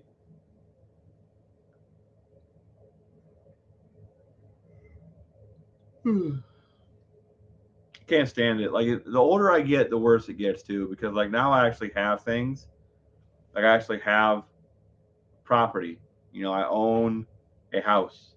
I own the property that the house is on. I own another acre behind the house on a separate property. And every year the taxes keep going up, keep going up, keep going up, keep going up. And it doesn't get any better until I turn 65. Because once I turn 65, Ohio has a senior citizen um, discount for property taxes. If you fill out the proper paperwork, the state of Ohio will give you the first $25,000 off your taxes. So, for example, if my property is valued at $100,000, they'll only tax it as if it was worth $75,000. Ooh, like, fuck them, dude. Deliberate tax evasion is what they threaten jail for. Yeah, well, I mean, it's patriotic to deliberately not pay taxes. Like that's what this country was founded on. Okay, that's a lie. It was founded on taxation without representation. And I feel currently that I'm not being represented because sending money to the Ukraine and Israel is not what I want my tax money going for. So that to me seems like taxation without representation. Like, why are we voting these Republicans into office if they are still voting for this Ukraine? Why are we voting these people in? I don't understand why we're voting them in. They are not represented. They're not doing the things we want them to do. Do we keep voting the same fucking Democrat or the same Republicans in? Because they're not Republicans. They're fucking rhinos. They're a uniparty fucking rhinos who fucking just go with whatever the party tagline is, and they oh man, it just gives me a fucking headache, dude. Taxes go up, and we the people don't see jack shit for it. That's right. So where on my tax return is the box of checks for claiming 20 million illegal immigrants as dependents, and all of Ukraine? I don't know how many people are in Ukraine, but those are all our dependents too. Yeah, I don't. And these politicians keep doing it. So why are they in office? Like, I don't. It's a scam. It's this one big scam. Like, I don't want to vote for you guys because you're not doing the thing I want you to do. So obviously, we need to get more people running for these positions so we can vote for them and not these fucking rhinos that keep voting for this fucking horseshit. There should not be one person who runs as a Republican voting to send money to the Ukraine or Israel because literally none of us want our money going to any other country but ours. We have a massive homeless population that is not getting taken care of, and we have vets that are not receiving benefits and getting taken care of. And we have, it's just, man, it makes me so mad. It makes me so mad. Bro, why you gotta blow up my blood pressure, dude? It's the same here, man. It makes me mad, and we're not And I don't know if it's like our fault because like obviously, you know, we're the ones voting them in, right? So are we just not paying attention to who we're voting in? Like, I need to do my due diligence and see what Republicans voted for the Ukraine bill. And then if, and I can only do who's in my state, right? But I'm pretty sure my senator is a piece of shit. So, so I don't know, man. It's rough. Like we need to take responsibility as voters because we're the ones voting these fucks in, and we keep voting these fucks in over and over again. Your property taxes are mostly crazy because of ridiculous town employee pensions and salaries. Fair. Fuck the government. Fair. Ukraine is a giant money laundering scam. Also fair. Boston Tea Party time. Yeah. I mean, yeah. But like, where do you start? Everything's so fucked. And the problem is like as much as I want to vote in somebody that is going to do the right thing, that person isn't any of the candidates. We need someone that gets in office and day one starts dismantling the machine. The Fed, the Federal Reserve needs to fucking go. It's unconstitutional. That should be like day one executive order shit. It needs to go, and no one's gonna do it. And I don't know, man. I didn't vote for this crap, and I'd be willing to bet you didn't either. No, no, I didn't. When a candidate does not keep their campaign promises, no one does anything. We should show up at their office with pitchfork torch. Yeah, that's the problem, right? They lie. They get into office, and I mean, okay, technically there is something we can do. We can recall. We can recall them, right? That's what they did with what's his name in California. They tried to recall him, and then somehow, even though they got the votes to recall him, when the election came around to like he still got voted in. How do you get enough votes to recall him, but you don't get enough votes to not to get him out of office? Like, there's a fucking problem here, you know.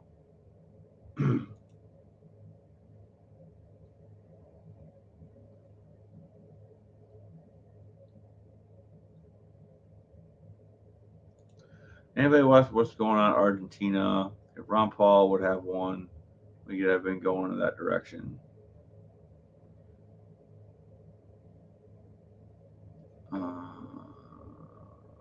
I don't know. Like I said, I don't. Even Trump can't fix this. Is the fucked up thing. Like as much as I like some of his, but I don't like everything Trump did. But like 85, 90% of the things Trump did for the country were good, but he didn't go far enough. The Federal Reserve needs to go. We need to go back on a precious metals standard. We need to stop sending any money overseas, period. Like, there's not one dime should go overseas, period. And the border needs closed. Like, we need to build like a wall of China-esque wall that is manned by border patrol, and we need it done, and we can't. And the problem is we have 4 good years, relatively speaking. Some maybe 8, but we have good years, right? And then people forget how good or how bad it was before the good years, and then they vote Democrat, and then we have some really shitty hard times. And people get fed up. Like right now, people are fed up with Biden, right? People are fed up with Biden. So he's going to go again. And then people are going to vote for someone else. And then that guy's going to make things good for a while. And the dumb fucks are going to forget how bad things got. And we can't do that. We have to have solid, uniformed, decade long set, like we have to be on the same page for at least a decade. And the Democrats just want to tear everything fucking down, dude. They want to bring in this communism bullshit. They want to give people money just for existing. universal basic income. Fuck you. Get a fucking job. Make smart decisions. Stop having a bunch of kids out of wedlock. You already did it. Tough luck. Get over it. It's not the government's fucking job to. I don't know what to do, guys. Like I said, it stresses me out. Good times for yeah, and we're in the weak people right now. Well, we're in the weak people make hard times um, section right now because all the weakness is causing things to get fucking crazy.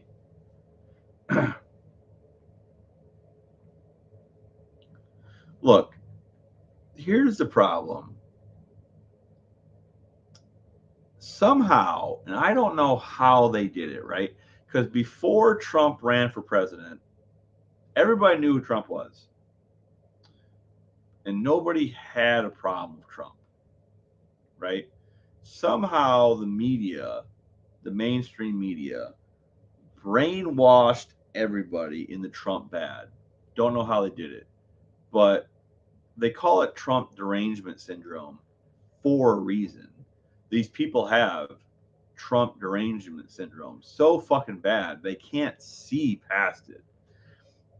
Do I think Trump's gonna win this election? Yeah, I do, but fucking barely, dude. I don't think it's gonna be a landslide. These people are nuts. So and the problem is it's not just Trump. They feel that way about the whole Republican Party, and it's a lose-lose situation, man. Like these cities are fucking crazy. Like the next president they get in that's Republican, because eventually we'll get a Republican in there, right? We need to dismantle these cities.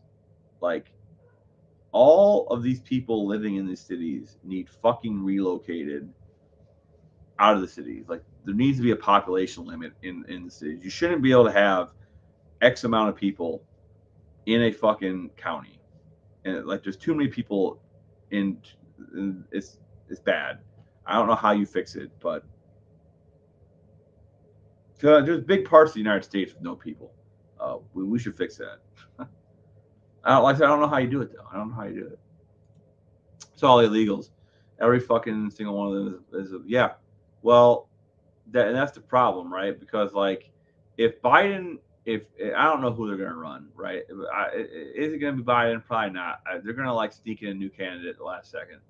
Um, but if and let's call it what it is. Biden's not in charge, right? There's a group of people behind Biden, be it Obama and the Clintons, but there's a cabal, right? There's a group of people pulling the strings of Biden, and Biden is just a puppet, right? And the problem is whoever the Democrats do run is going to be the puppet of that shadow behind the scenes group of people. And if they get in another term, they are going to let in enough immigrants illegally and give them the ability to vote that they're literally going to change the demographic of the United States, and they're going to make it so no other party will ever be able to get enough votes um, to swing an election again. And it's just I don't know what to do. I don't know. It's crazy. I don't know what to do. Trump is an asshole. But yeah, exactly. Right. Term limits would help a lot, but the corrupt politics. Yes, that's the thing, right? And that's the problem.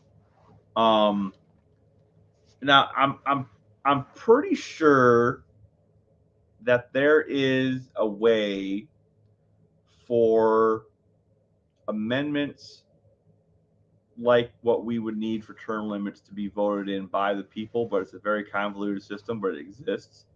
I was reading about the other day.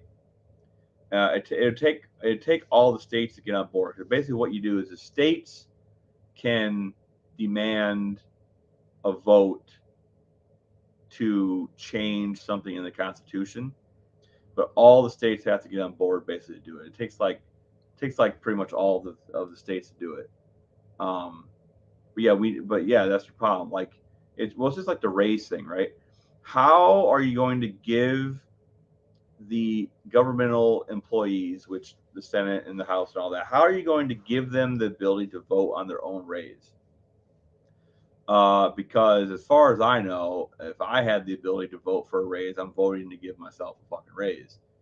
Um, so it's just like term limits. You're not going to get people to vote themselves out of a job. Now, the people with like strong morals in general might, but we all know that the politicians don't have morals. So it's something needs done. Term limits need enforced. The term should be 8 years. Well, actually, hmm, yeah, the term should be 8 years. It should be half of what a president is. Like, and you should be able to only have 2 terms, right? So you can do 16 years total if you get voted back in. And the reason for that is that way, you don't want to be switching up people in that level of power as much as the president, because you want the president to have the same people so they can work together. If you have like wild cards coming in all the time, nothing will ever get done. So I think, like I said, something needs to change. It needs to change, and we're waking up. Like people are waking up.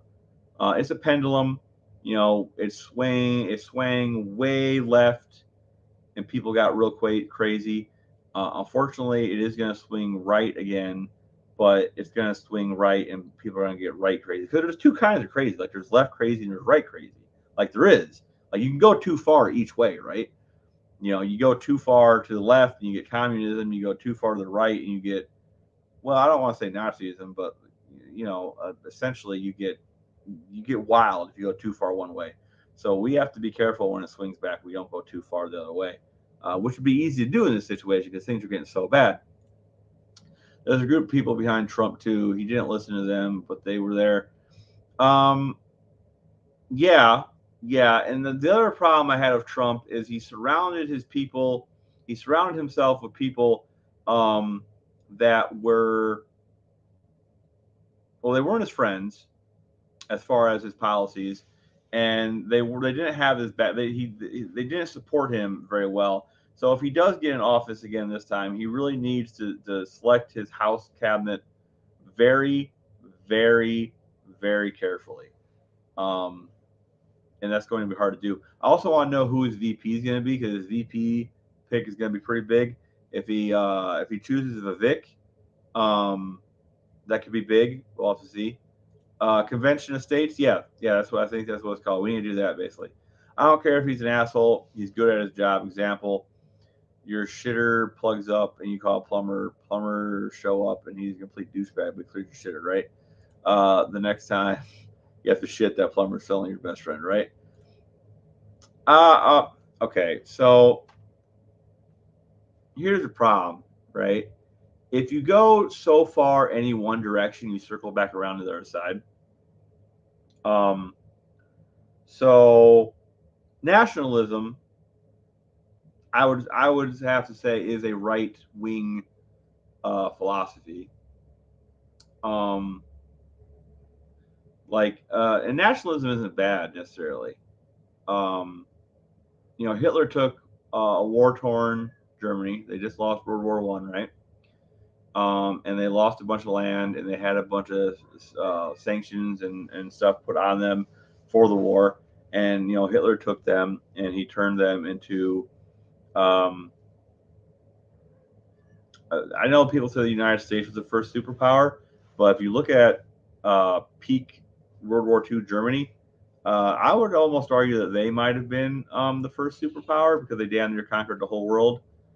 They just made some blunders, and Hitler got too into meth and shit to make sound decisions, like invading Russia in winter probably wasn't a good idea with how shitty Russia is in winter. But I digress. But yeah, like I said, if you go too far right, you end up circling around communism, and if you go too far left, you end up circling around to the bad side of whatever you want to call far right. Um, that's just my opinion. Could be wrong.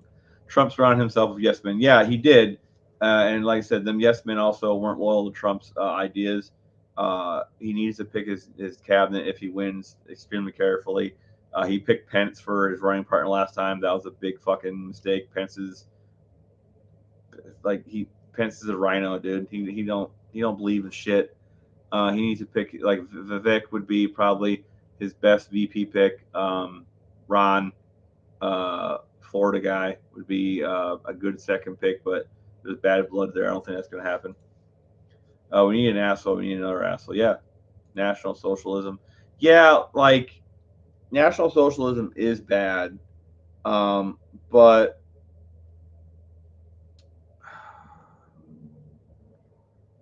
like socialism, when it comes to National Socialism, is kind of a misnomer. It wasn't really socialism.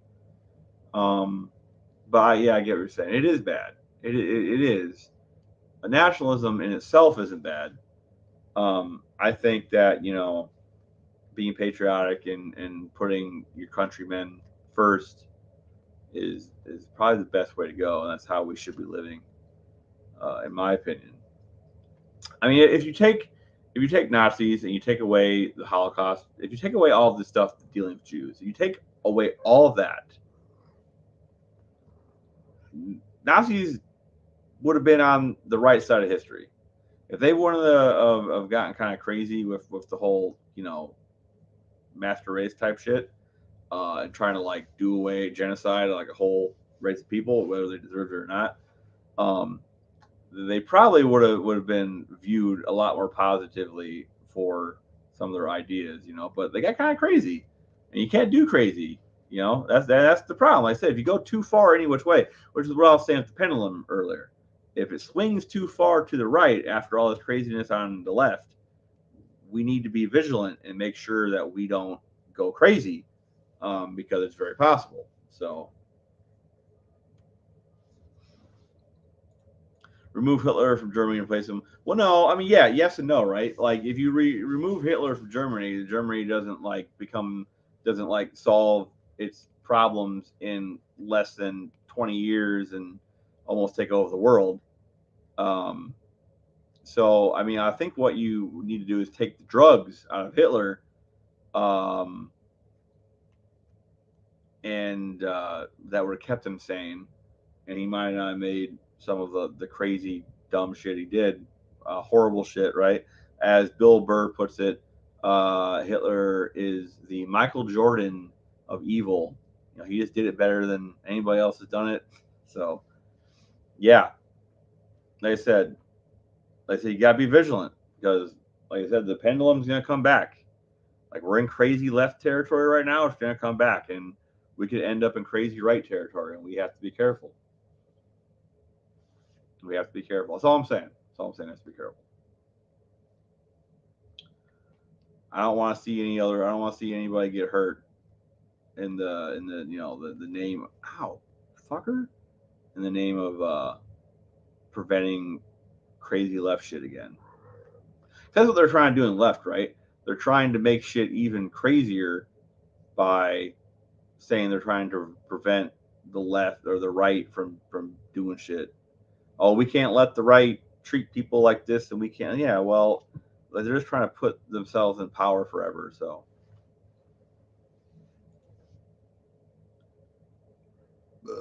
I mean, that's possible. That's possible. Like I said, I just base that on the way I see history, I guess. If you look at Stalin's uh, Stalin's Russia, right, and if you look at Nazi Germany, um, they both kind of like start to bleed together. There's a little bit of I don't know. Like I said, not really a topic for a car related channel, I suppose. We got kind of in the weeds, but it's also like 11 o'clock at night, so like I feel like we can get in the weeds a little bit. Plus it's at the end. Plus it's at the end of the live anyway. So, and I think since it's just like me and you talking Bad Wrench, I think we scared everybody else off. Scared everybody else away. So,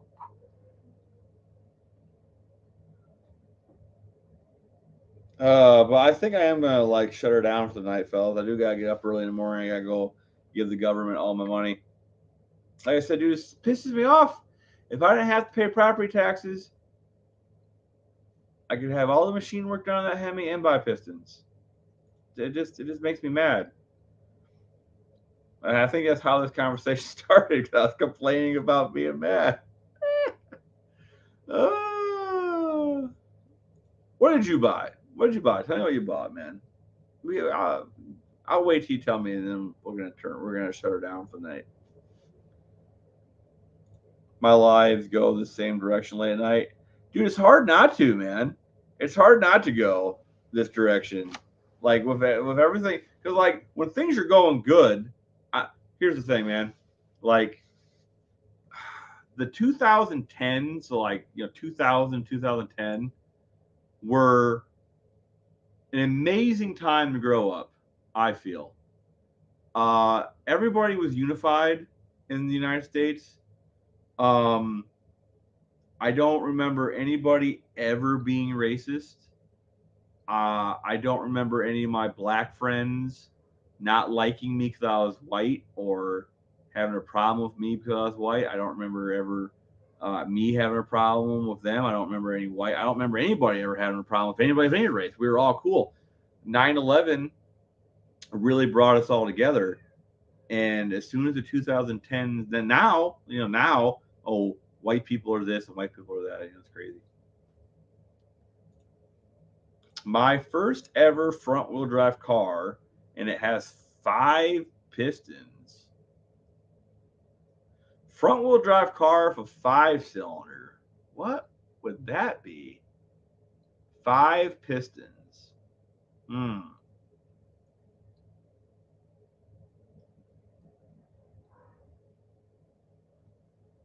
I don't know. You got me, Bad Wrench. You got me, man. I don't know.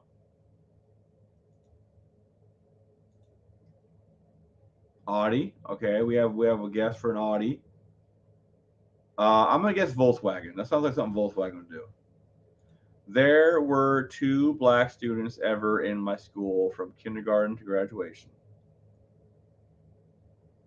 Must be an Audi. Yeah! Flash Ken got it right. Let's go. I got it right. I said VW. Woo!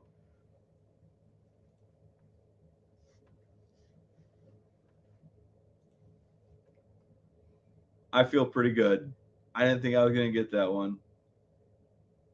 I don't know. Something about 5 cylinders just says a weird VW thing to me.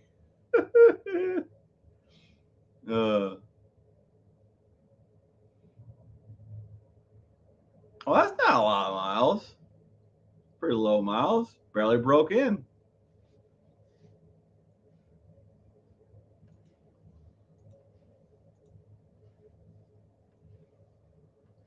All right.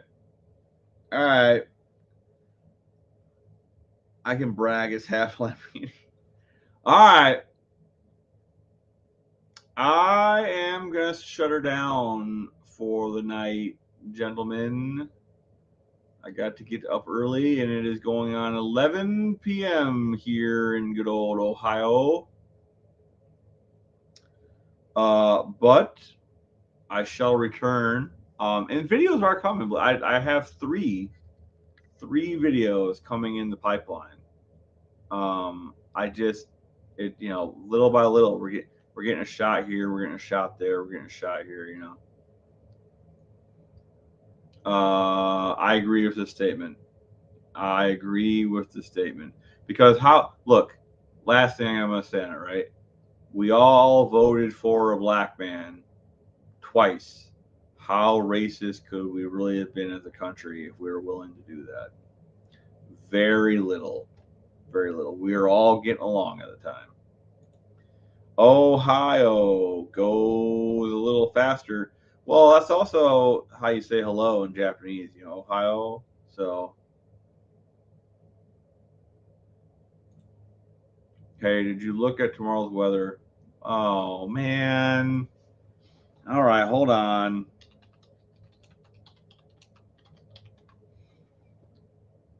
All right, let's see. I swear to God. It's shitty up. Okay. That's tonight. What about tomorrow? Tuesday. It's going to be 69 and and thunderstorms. What the fuck? So tomorrow's gonna be a thundery, shitty day, but it's gonna be 60. It's gonna be almost 70 out tomorrow. That's what's going on tomorrow. Jesus. All right. Well, partially cloudy skies, thunderstorms likely late. Storms may produce some hail. Us tonight. That's tonight. What's tomorrow? Scattered thunderstorms in the morning, then cloudy skies late night. Potential for severe thunderstorms. High of 69. Okay, well, tomorrow's going to be fucking weird. Tony, my dude, it was good talking to you too. I appreciate you coming in. Yeah, rain. Okay, but Dean, thank you for coming out. Tom, as always, a pleasure. Bad Wrench, love talking to you, my dude. Tony, you're gonna have to come around more. And I think you guys are all that's left besides whoever's lurking in the background watching. Oh, mind blown. It was nice to meet you, dude. Thank you for coming in the chat, participating. I hope I didn't scare you off with my political talk. I really try not to talk political, but it's hard in this day and age. And I know some people don't like it, and I really try not to. So if you stuck with me through it all, I appreciate it. And that should be pretty much everybody. So I'm going to get out of here. I will see you guys later. As always, if you're not in the Facebook group, please go join the Facebook group. I want to see what you guys are doing. I want to hear what you guys are doing. I want you to tell me what you think of what I'm doing. It's fun. So do that if you're not already. I know most of you are. Yeah, 69, right? Anywho, I'll catch you guys later. So have a good night. Later.